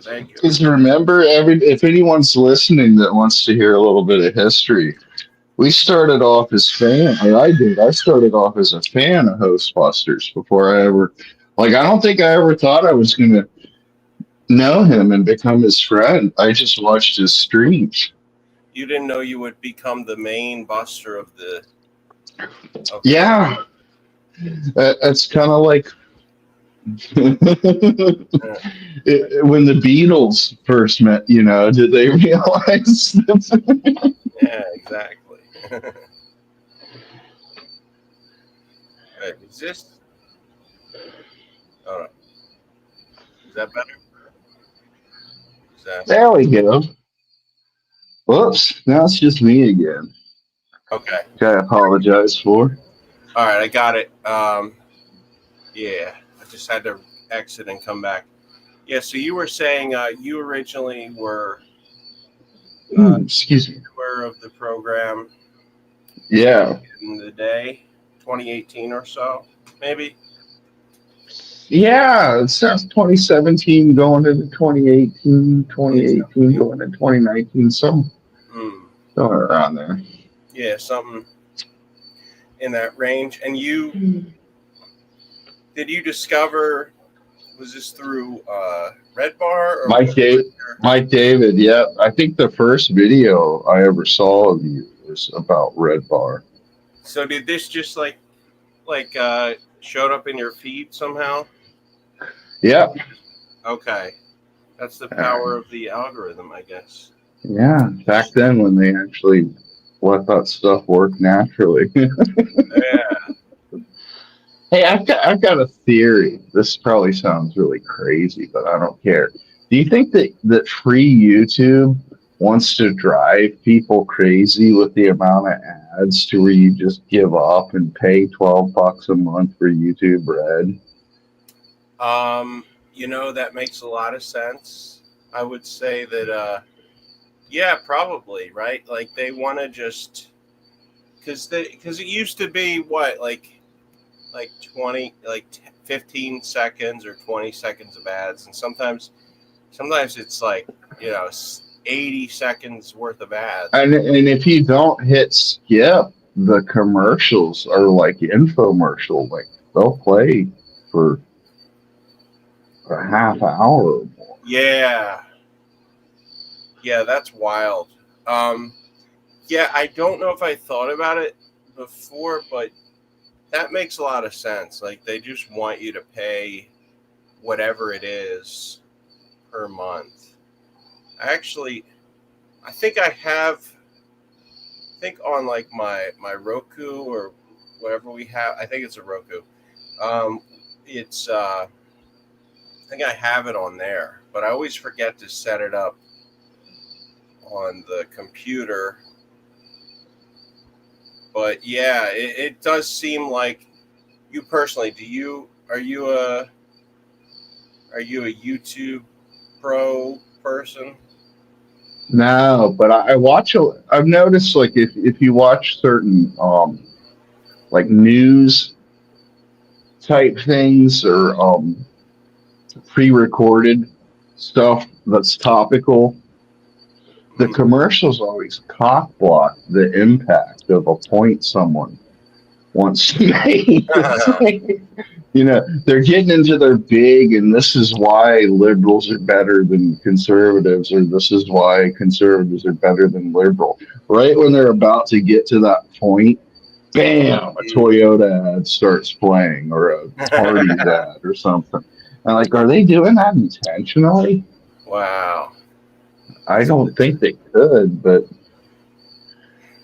the timing sure seems like it. Yeah. Sauce. So what do you think? What do you think is like the? I don't know. Like you think that's intentional as well? It could be. I mean, I think they just want people to use YouTube and not use other subscription music and streaming services, right? Yeah. Well, they're trying to Because they're find a probably thinking everyone's paying for all these other services. Why the fuck aren't they paying for the greatest YouTube? You know. yeah. But Well, back to the topic at hand. At yeah. ham. Whoops, ham. At hand, Sam Hyde and Red Bar. So Red Bar brought up recently, or somebody in Reddit brought it up. So yeah, somebody on Reddit brought it up. They showed that Red Bar did, and actually, let me see if I can bring it up here. If somebody is, because like you see these, I try to it's weird when I search Epstein, Red Bar, like Steven Crowder and Tim Dillon clips come up. That's kind of weird. But yeah, they did basically the same bit where they show that they introduce a segment by pulling out the Red Bar, the Epstein binder. I mean, I guess it's topical, right? It's news. Yeah, oh yeah, more than anything, people are still, nothing's really been able to distract people from that, which I think they were trying to do with certain things. Yeah, and Sam Hill is still very, I know he's very convinced that or I guess he hasn't really convinced one way or the other, but he's not convinced that there's anything really there, that there's any validity to the claims about Epstein. He probably thinks Epstein killed himself, you know. I don't know. We don't know. What's your take on it? Do you think Epstein killed himself? The only way I would believe that he killed himself, and this is probably coming out of left field, is if he wanted to do autoerotic asphyxiation. Like if he figured I'll just go out like that, I'll masturbate till I hang myself. Because his whole life, all his different houses and stuff were designed for him to get off, and there was like different pornographic things. There was rubber or latex or whatever boobs in a bathtub that he could squeeze and play with while he was taking a bath and stuff. So the only way I would believe that he did commit suicide was if he just thought that he could get off while doing it. That's But the weird shit about the guards not being there when they should have been there all the time, and that, like with a lot of these scandals or whatever, the missing footage and shit like that, it does seem very suspicious. what was it? What was missing? Supposedly, he's being filmed, or where he was being held was being filmed nonstop, and they claimed that there was some glitch that erased or didn't record about a minute or so of footage, like right when he was supposedly strangling himself with a bed sheet or whatever the fuck happened. Yeah, that's pretty weird. It really doesn't make any sense how they could, they're filming everything, but then at that moment the cameras just doesn't work for some reason. But I do believe that Epstein was doing the sex trafficking thing where you could go to this island and there was underage women that you could abuse and stuff if you were one of those. And I think it is probably a bunch of people that are even wealthier than Trump, and that's probably why he doesn't want to mention them. Yes. Because they probably donate a lot of money to everything he does and shit. It's like they all bribe. When you're that wealthy, you can bribe people by just donating to every stupid thing that they want to do. Cut them a check for $1 billion for something, and it's a way of keeping them Bribery. silent. You know, you'd be like, yeah, if I'm giving you $1 billion for every fucking thing you want to do that needs money, you surely won't tell on me for having sex with 12-year-olds on an island. So do you absolutely, and do you think that he doesn't believe? Did he say specifically what part of it he doesn't believe in? Who? Trump? Sam Hill. Oh, Sam Hill. I thought that he thought that there was evidence that a lot of people in power were doing that kind of stuff on Epstein Island. I don't remember him saying otherwise. Okay. But, this shit's been going on since there's been power and wealth and stuff like that. Excuse me.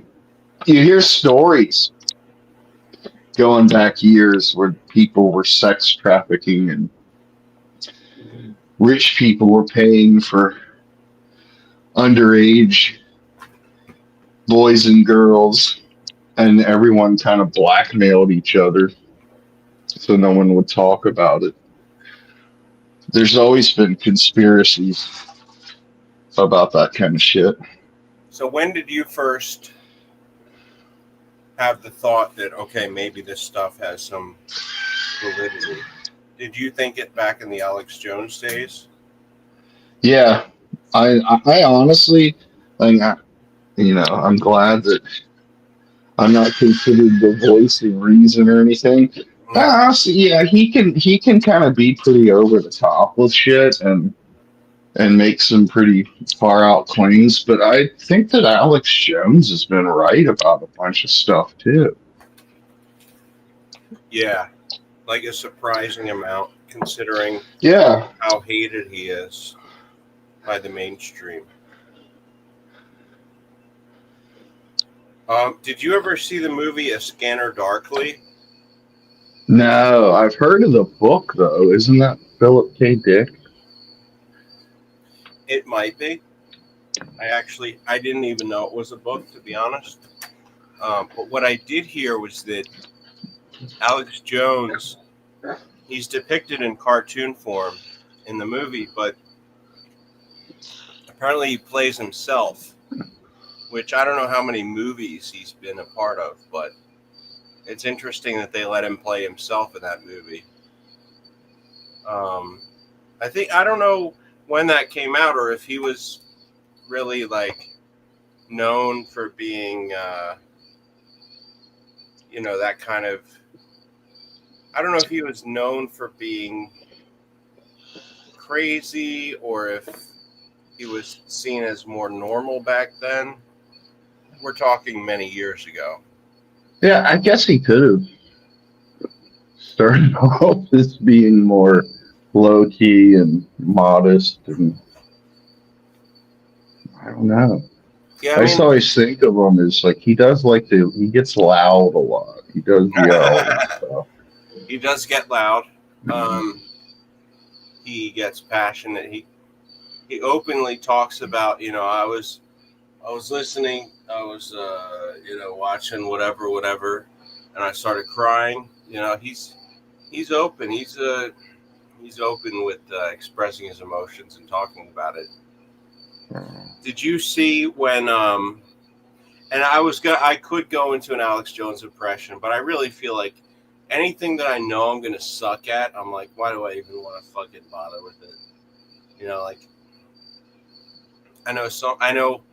I know Hassan Piker has an Alex Jones impression, and I don't know how I feel about people who indulge in their impressions a little too much. Like, it's fun to go into it, but some people will spend a half an hour doing. There's that one comedian that just does Dr. Phil, and that's everything he does now. And Anthony Jeselnik, I remember I watched a clip of. Wait, Anthony Jeselnik did Dr. Phil? Oh no, he called out the guy. He said that what he was doing was really hacky. I guess that's kind of, not that comedians are nice to each other or anything, but I don't know. Yeah. I remember when I was a kid, there was. Do you remember Rich Little? Have you heard of him?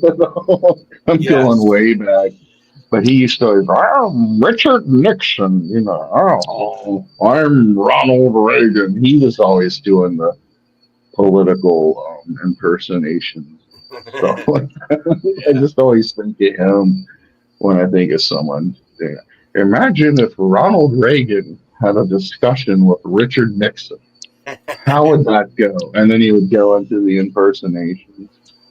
Did he do the thing where they said, there was a Hollywood party and you wouldn't believe who was there, and then he does the impression. Oh, I bet he did. I'm Johnny Carson. How are you? All right.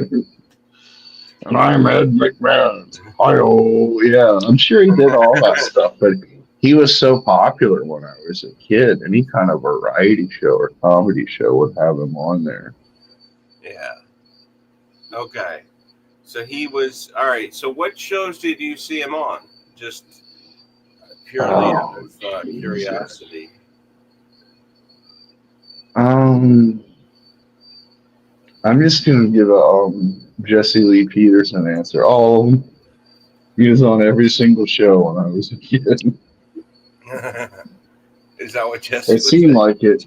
He was on every show I watched back when I was a child. He just gives like a generic. Well, do you like impersonations as a form of comedy?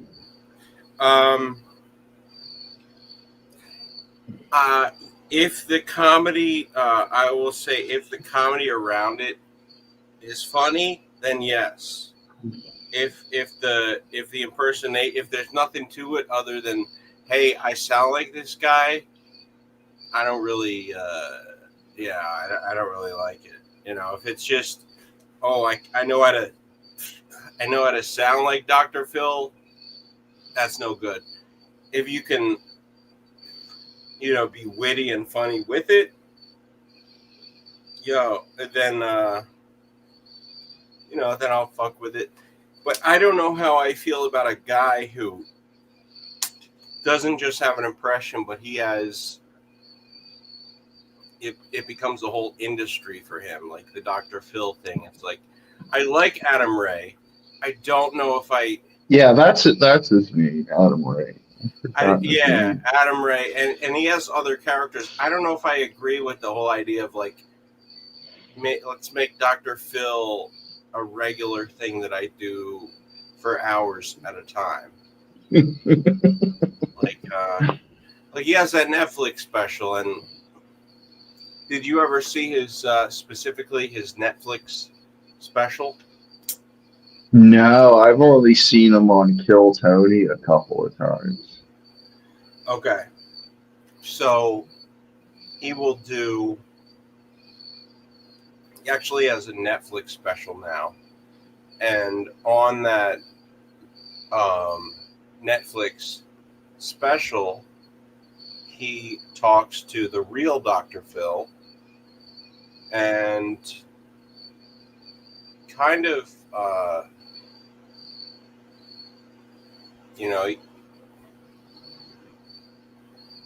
I don't know. It's just, I feel like he's trying to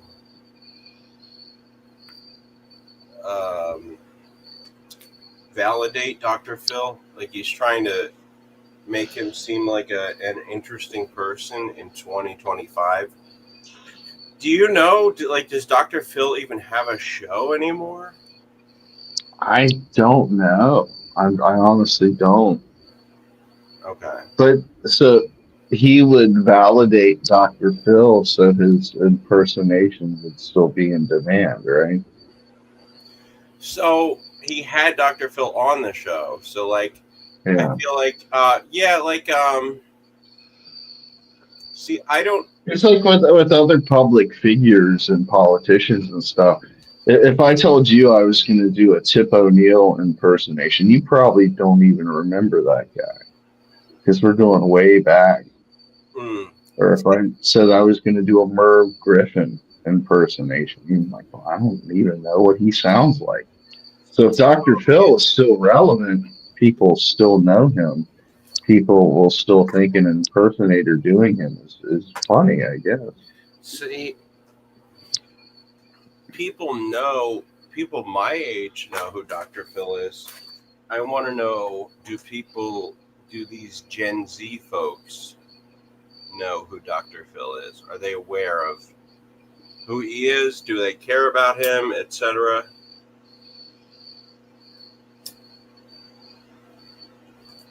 And hey, we got some chat going on. We do?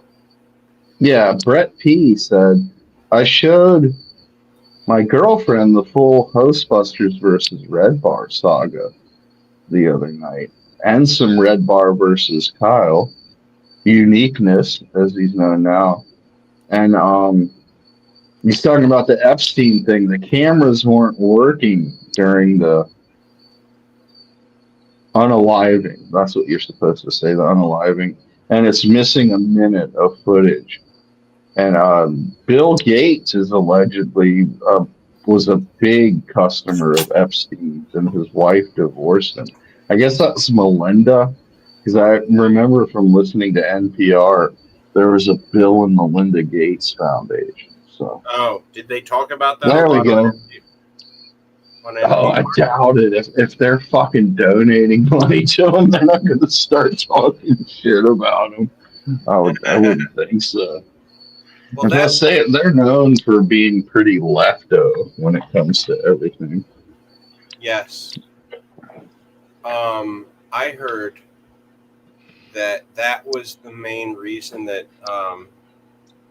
Kamala never brought up anything about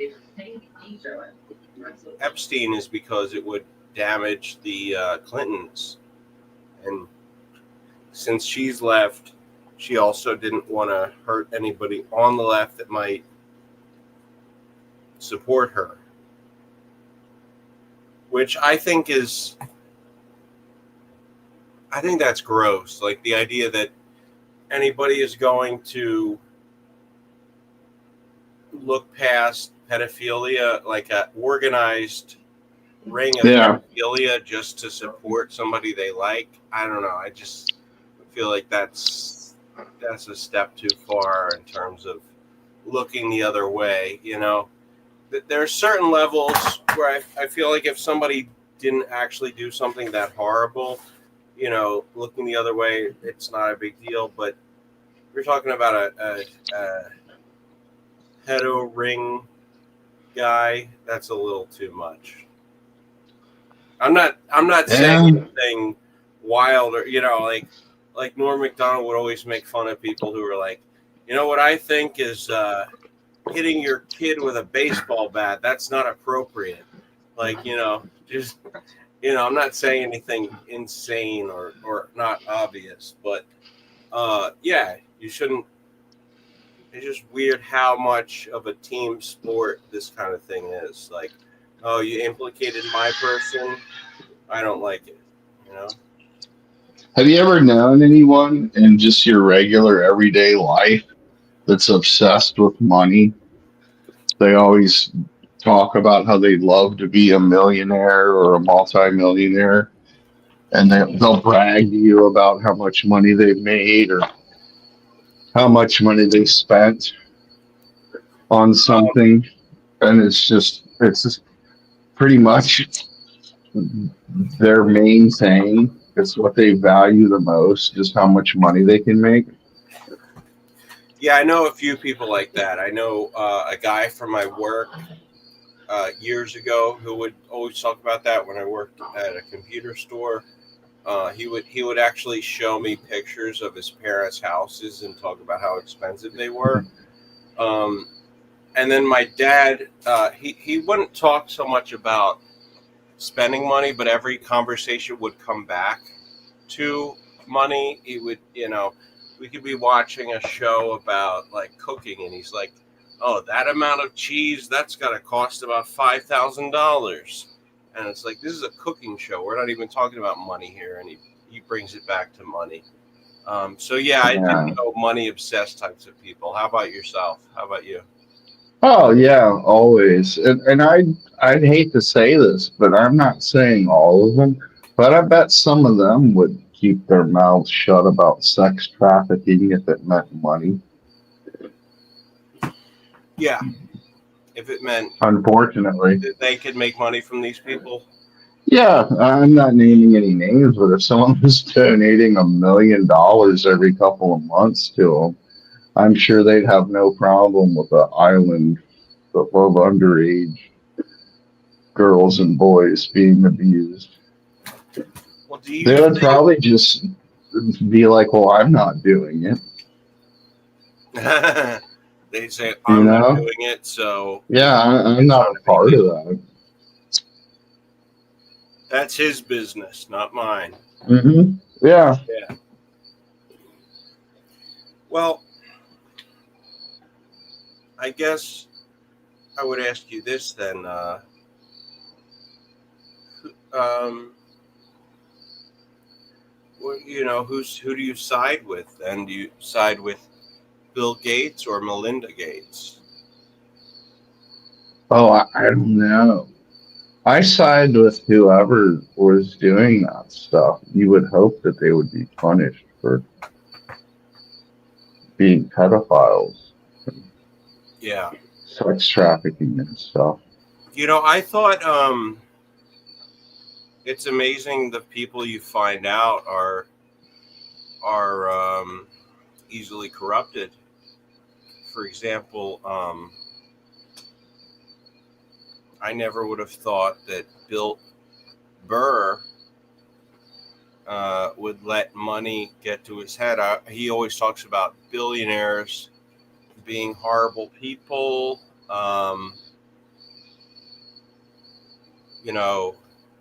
How billionaires are not, they're ruining the world and everything. And then he ends up on this Riyadh comedy festival, which is funded by the Saudi government. Yeah, I was thinking about him recently because do you remember when he was friendly with everyone on O&A and would be on O&A a lot? Yeah, back in the I, heyday of O&A. yeah, I think back now, I was like, did he feel like he was slumming it? And once he got to a certain point, he wouldn't have to deal with those kind of comedians ever again. And he was just working his way up to not have to hang out with Norton and Boss and all those kind of people. Yeah, that's a good question, right? Because he certainly, like, when it came to especially someone like Anthony Cumia, he had a lot of views that were directly, completely, 180 degrees different from Can him. you remember? I'm not saying she was a regular, but I remember Amy Schumer doing the O&A show a Yes, few times at least. yes. Yeah, I remember those days. It's interesting because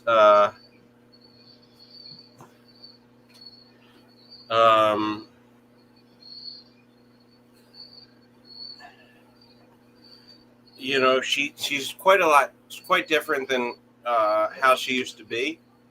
Um, she used to be someone who, I don't know, kind of laughed at herself, was kind of a little more lighthearted, shit on herself, made fun of how we're all kind of just didn't take life so seriously, saw us all as fools. And then once she became famous, she was more like political about things. And she was like, if I'm going to use my platform, I need to be elevating women and talking about the problems in the world. And it's just like, so what's the real you? Is it you when you're uber famous, or was it you when you were back on O&A talking shit? And so I don't know what the answer to that is. Do you think that at the time it was in their integrity to be who they are, or do you think they were just sucking up, and that once they became famous, they could be who they really were? I think is once they became famous, they could be who they really were. I mean, it just seems like the easy answer. Okay.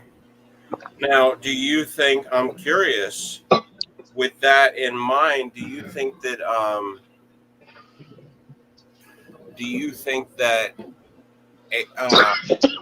Patrice O'Neal, if he were to have become famous, would have been a different person once he was in the spotlight? Like, would he have become? I don't think so. Everything? No. I think he was too stubborn to.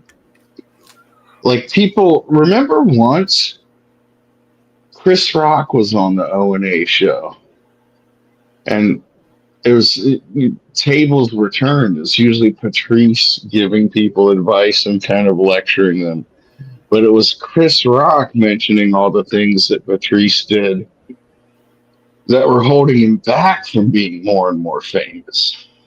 Right. So I think that would have been something that he wouldn't have wanted to have to just compromise his beliefs and stuff. Okay. So I don't know. He might have, but it seemed like he had been given opportunities that he passed up on, or did something fucked up, made a joke about something or whatever, and then people declined the offer.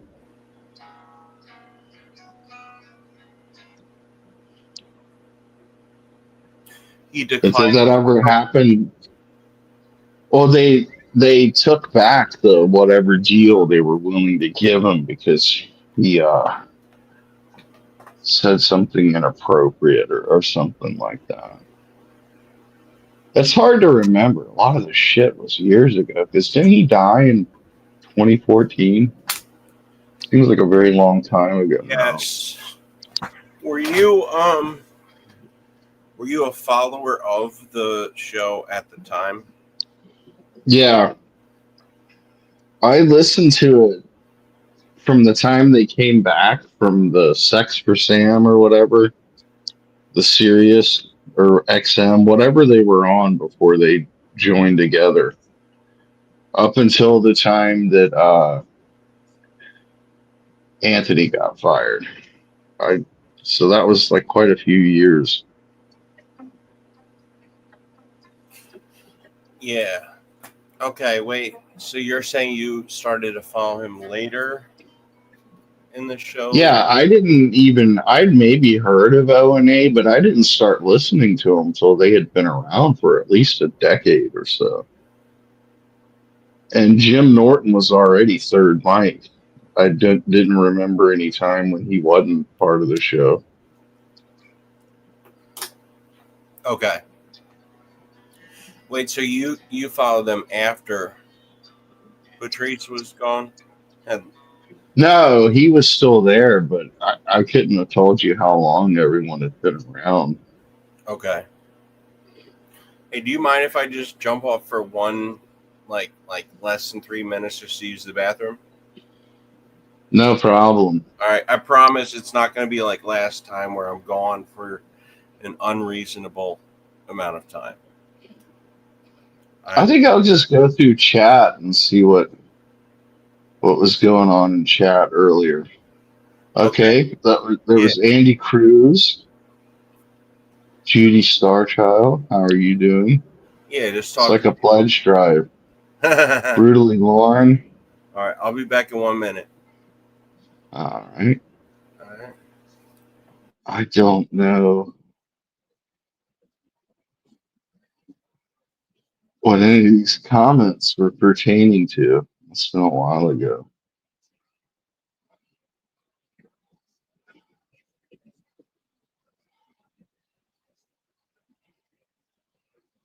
Huh.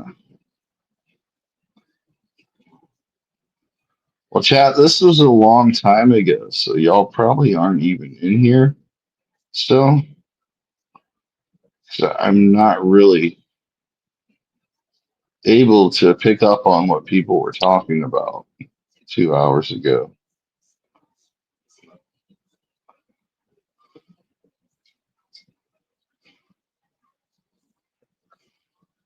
There's me. I was in the chat earlier, so this has been a while back.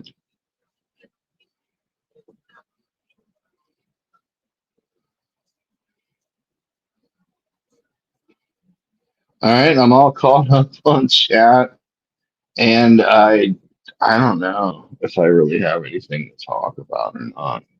I'll see if I do, but I probably don't because I've got the sound down, but I'm watching this movie. I've always wanted to see it, but it's see that's a good thing about actually owning a physical copy of something. You can keep attempting to watch it over and over and over again. And the fact that you own it and you have to put it back in a case and stuff, it's kind of cool because I've noticed with movies, I'll try to watch them and I start doing a bunch of other shit instead. And being able just to press stop and start from the beginning or go back a couple chapters or whatever, I like it. And welcome back, Hostbuster. Yo. Good to be back. So, do you think that there's going to be a Sam Hyde versus Red Bar thing? Um. That would be interesting. Yeah, because they're both. I think of them both as being really big, but I don't know if I ever thought of them as being fans of each other or their audiences crossing over. But yeah, it makes sense that there would be some common ground. So, I remember. I don't know if Red Bar is a fan of Sam Hyde, but I do remember seeing a clip of Sam Hyde saying that pretty much anything that Red Bar does, he's a fan of. So, Ah, okay. So what were the people in Reddit? What were they? They noticed that he had taken a bit that had been a Red Bar bit. What was their overall feeling about Sam Hyde doing that? so I think that they now I'm gonna look into it. I'm gonna take a look at it and see what they actually said. I can bring it up on my phone and take a look here.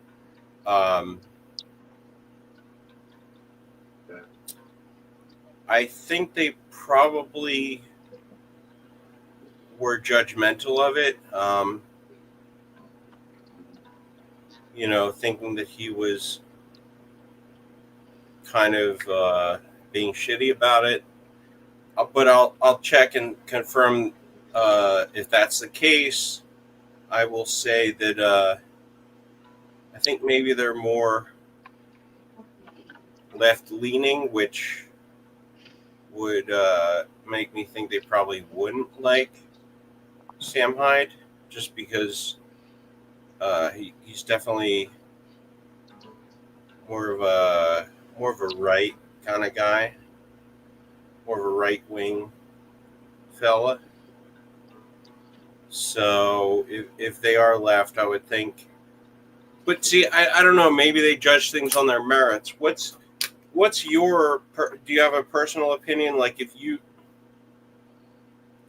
if somebody did a bit where they recreated the Epstein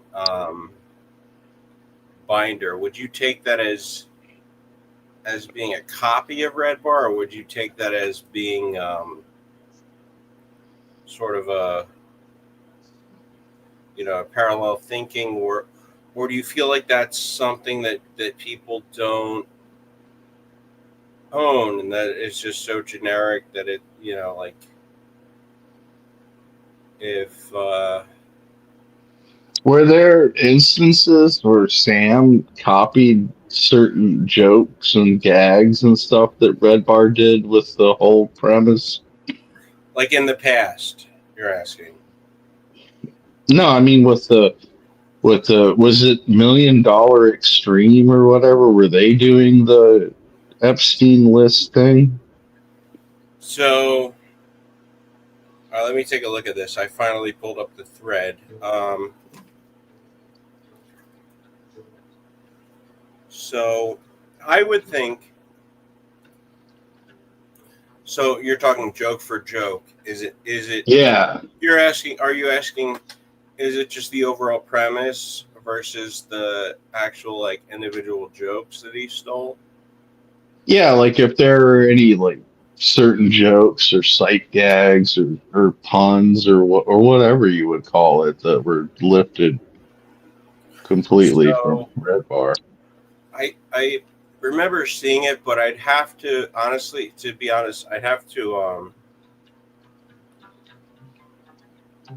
go through it and dissect it to really tell you like, is it just an overall premise, or is it like actual jokes? I don't really know. So maybe I don't know if he watches every episode of Red Bar. I don't know if he's still. I don't know if he's like somebody who's as invested as somebody in the Scars Club, or if he's just kind of a casual viewer of the program. Like I don't even know that it was necessarily covered on. I don't know if anybody made clips of the show for YouTube or if that's just on the website. Because I watch the show mainly on the website. Like so I know people clip. Like when you see it, do you usually watch it on Red Bar's actual website, or do you watch clips that have made it to YouTube? Oh, YouTube. But same with Sam Hyde stuff. It's usually little bits and stuff I see on YouTube. So,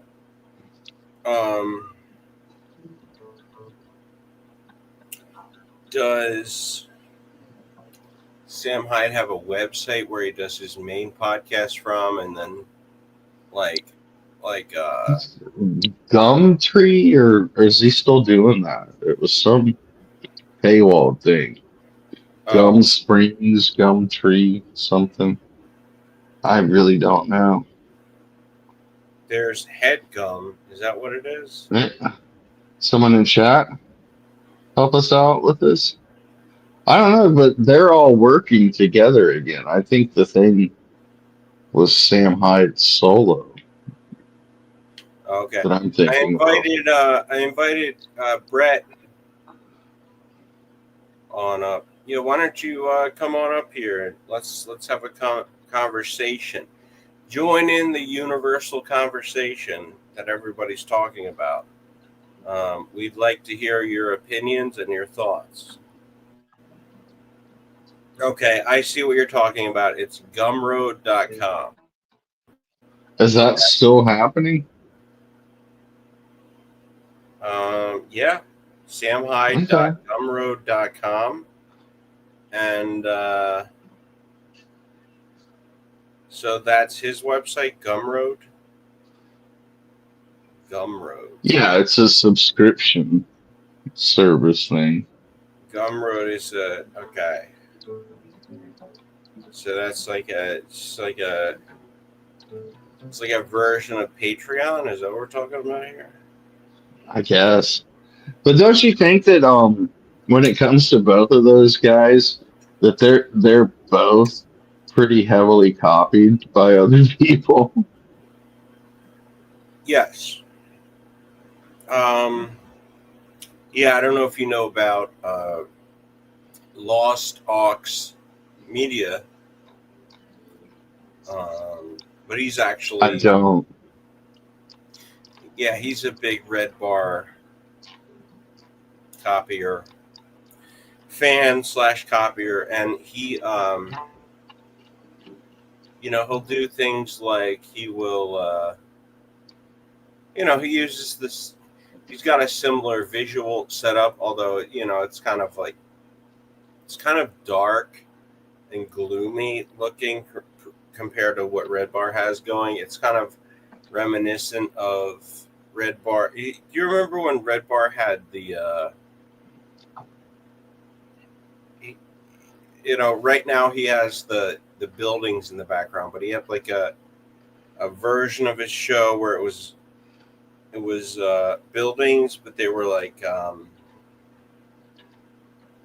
was like a more of a black kind of motif, I guess you could call it.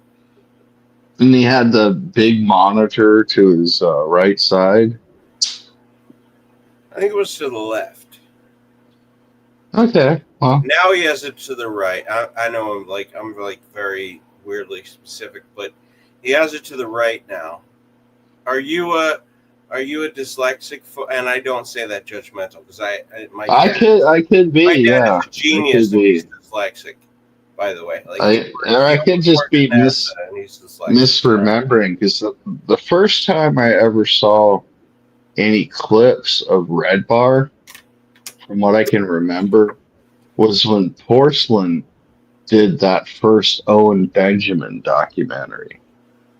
And it had clips of Red Bar commenting about Owen. That was the first time I ever heard of him. And then I remember Mersh and a couple other people said that he was really good.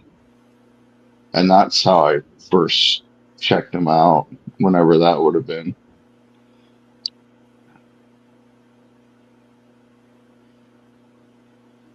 Okay.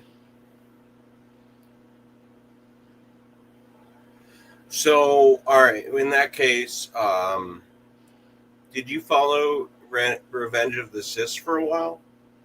Yeah. I started following, like following, but I liked Owen Benjamin, and then he got in with like the moon landing shit and stuff. And Revenge of the Sis, I remember they were the first stream or whatever podcast to cover Owen melting down. Yes. And I don't know. I thought that was really interesting back then, because he seemed to have, didn't Owen? He seemed to have like a lot going for him. Yeah, I think actually Owen Benjamin is probably the person who made me discover Revenge of the Sis. I think. Yeah. I'm sorry, I got it reversed. Yeah. He made me discover Mersh. I don't think I knew anything about them, and I think maybe it's an algorithm thing where I started to watch Mersh and see what he had to say about. Maybe it was Porcelain as well. I just discovered Revenge of the Sis, and I was, he said things about Owen Benjamin, and at that time it was kind of courageous to go against Owen Benjamin, because he was like trying to destroy people's lives. He was trying. Yeah, he had all those bears that tried to destroy you if you criticized him. Yeah, they would do whatever they could to just end people's online careers, and ruin them and everything. So the fact that Mersch didn't back down was kind of, at the time, was kind of impressive and interesting. It was, yeah. That's what got me to start watching him, and then Revenge of the Sis with Royce, and And I can't remember Revenge of the Sis or Nightwave or Daywave or one of them. It was the first time I ever heard about Unbleached, as they had like a mini feud going on with him. And then it got to where I liked Unbleached more than Revenge of the Sis or anything like that. so That's how I found out about everything, like you and Sam and everyone, Jimmer Nam, Sayans. So okay, so how did that unfold? So you basically you knew about Owen Benjamin first, Yeah, and then you learned about Revenge of the Sis. And then I found out about Unbleached and Bleached. Okay. all the other, because I can honestly remember thinking that Unbleached and the RDA were friends when I first started watching. That's how little I knew about any of it. That was back when you It was new. I didn't know the whole scene. I didn't know about Jimmer Nam for a little bit. Then I started hearing all the weird fables about him. And then I started watching Sayans, as he was known back then. And then all that stuff I eventually found out about. Okay, Brett P. I've never known if this was true or not, but Brett P. says that David Walsh was a prominent bear. He was known as the Chicago Bear. If that was the case, I totally forgot about that. yeah, so I knew he was Chicago something. I guess he was the Chicago Bear, and he actually so he said some stuff to he said some stuff to Mersch. He made a video, didn't he? Did he? Yeah. I remember Mersch being really mean to him. He had a dog that unfortunately died, and Mersch being really mean about that. Oh yeah, that was the first time that That was the first time I heard of David Walsh, and I thought that was really shitty to do that. Brett says he had a feud with Mersch for a long time. I don't remember that at all. But I think that David Walsh himself said that he did watch Owen Benjamin, but I really don't know. I guess I assume because of the Bears being Chicago, because I remember when he was David Walsh, the Chicago Bear, but I avoid groups and gangs and stuff like that, and I don't really pay that much attention. Oh, you remember when he was David Walsh, the Chicago? I remember when he used that screen, yeah, and that's probably around the time I met Brett. I don't know if Brett was Alexander Octopus Cortez yet, but I have a feeling that I've known him just as long as anyone on YouTube. Mr. Brett in chat, thank you for being here, sir.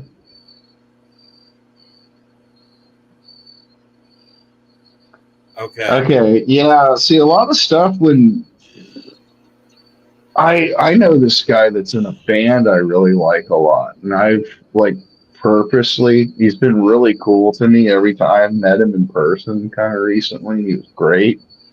I try not to, they say never meet your heroes. I Right. try not to get to where like I want to just talk to someone that I think is cool all the Yeah. time. I don't want to get on their nerves, A, and B, I don't want them to be like, oh, fuck you, dude. I'm glad your dog's dead or something like that. You know, I don't want to have any bad feelings towards them. And I know that when you're a big time streamer and that like that's how you make a living is doing that. And there's a ton of people and you're always hearing shit like through Discord or whatever, that it's probably really stressful. So even if I don't personally like the streamer all that much, I can kind of empathize with them on the amount of stress and amount of like shitty stuff going on behind the scenes and like not really being able to trust people. And sometimes bands are like that too. A lot of bands don't get along with each other worth a fuck. And the guitar player might be like, well, hey, that dude's talking shit to the lead singer about me behind my back. Fuck him. Or like, you know, they're planning on doing something and I don't know about it. So it's weird being like a public figure, I think. Even if it's like you have several thousands of fans, it's not like a huge superstar kind of thing. I still bet that's weird. Like if you texted with and talked with like 100 and some people a day because of busters or host busters, I don't know, wouldn't that kind of be overwhelming? Yeah. I think it would be. Like if people were always asking me my opinions about some other streamer or something like that, Yeah, I it was would like, get okay, just like are they trying to bait me into saying something so they can screenshot my chat and send it directly to the person, or you know what's going on here? I wouldn't fucking trust anyone to be honest with you. Yeah, that's right. yeah. RC, Betty Spaghetti, Nat Clo via Revenge of the Sis, and we all came to Unbleached because there was some sort of weirdness going on with Revenge of the Sis and the kind of stuff that Owen was doing to everyone. Mersh started doing to everyone. Do you remember when that happened? So It's he like he basically just copied him and started doing the same thing he was doing. I don't know if he meant to copy him, but he got to be where like you're banned, banned, banned, and then like gay opsing to get people in trouble behind the scenes and stuff like that. Allegedly, I don't have any proof of this. This is all alleged, but yeah, it was like the same shit. There was all these other fucking people too. Like there was Baked Alaska was somehow he had a feud with Mersh. Alan Powell, remember Alan Powell? Yeah, yeah. What was his deal? Was he mainly a Mersh guy or what? Well, he was, but then he started making Mersh got real suspicious of him and thought that he was up to no good. And then the whole thing with Pod Awful turning on him, where they were cool with each other somewhat at one period of time, and then they just became sworn enemies after that. Because I remember a stream where Mersh and Pod Awful they went out to dinner together or something at some kind of restaurant Really? or whatever. Yeah, but Wait, that's probably been years ago now. you're saying that Mersh and Pod Awful hung out? They did that one time, and they were cool enough with each other to where at least Merch plugged the Pod Awful stream a lot. sung its praises or whatever you want to call it. Huh. But this has been a very long time ago. So, what do you make of that? Like, do you think that do you think You that think someone's cool, then you realize you don't like them, and the feeling becomes mutual. yeah, That's all I can. Because I guess part of you want to network, and if someone has an audience, you wouldn't mind them checking your shit out too. But I don't know, it seems hard. And plus, everyone has their own opinion. Because I was looking in some, that guy Doom that does clips of the Dabbleverse stuff.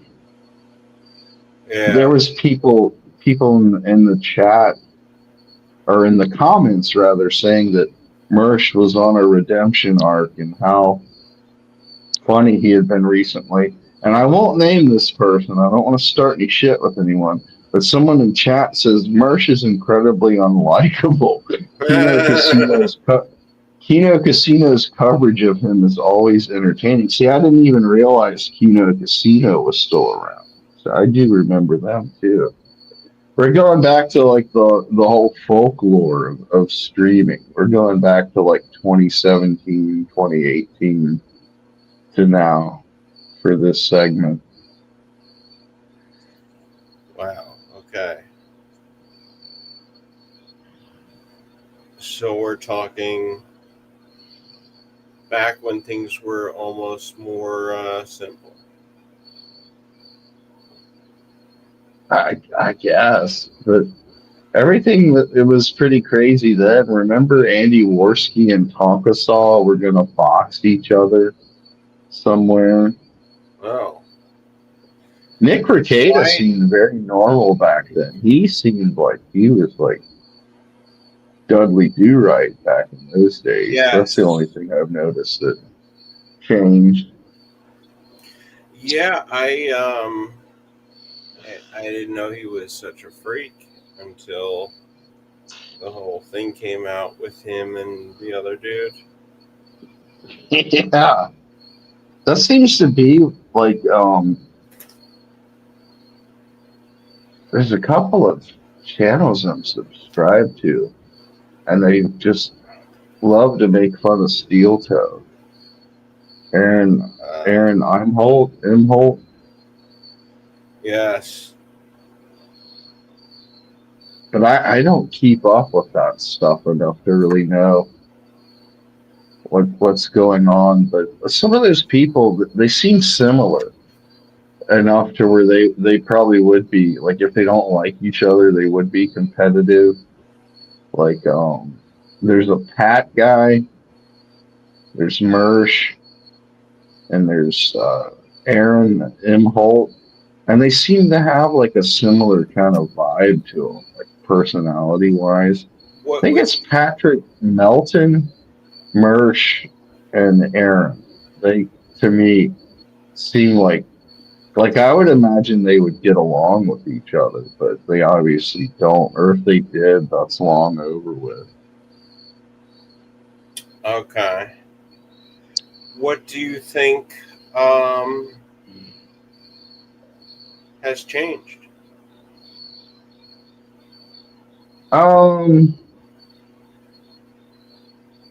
They probably just don't.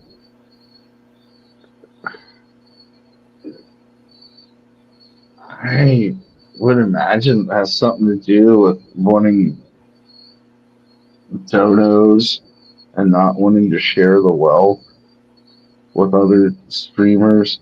But I don't know if anything happened to them like personally, like where someone ate someone else's cum or something like that. Like you hear that's been going on with certain people. But I just as a regular everyday dude observing some of these people, Is that what it happened? seems like, well, supposedly, this is not really breaking news, but what was her name the one that Aaron was married to. Oh, I can't remember her name. She's really into cocaine. Yeah. I do remember that. Well, supposedly Rakita finished on her stomach and Aaron licked it up one night. oh. I'm not making this up. I'm not, this is what I've heard several times. April. Thank you, Fred. April. April. Okay. That's the lucky woman. Okay. Wow. All right. So how did this, why did it, I guess I will ask, why did this become public knowledge? What was the, See, that's the main mystery to me, too. Is that I don't know how they all started hanging out with each other and how they all started wife swapping and having sex parties and stuff. I have no clue how any of that started. but how did they, why did this become revealed? Was it a police matter? I don't know who. I bet everyone claims that the other person let all the shit leak. So, Oh, earthquake in Pennsylvania, everybody.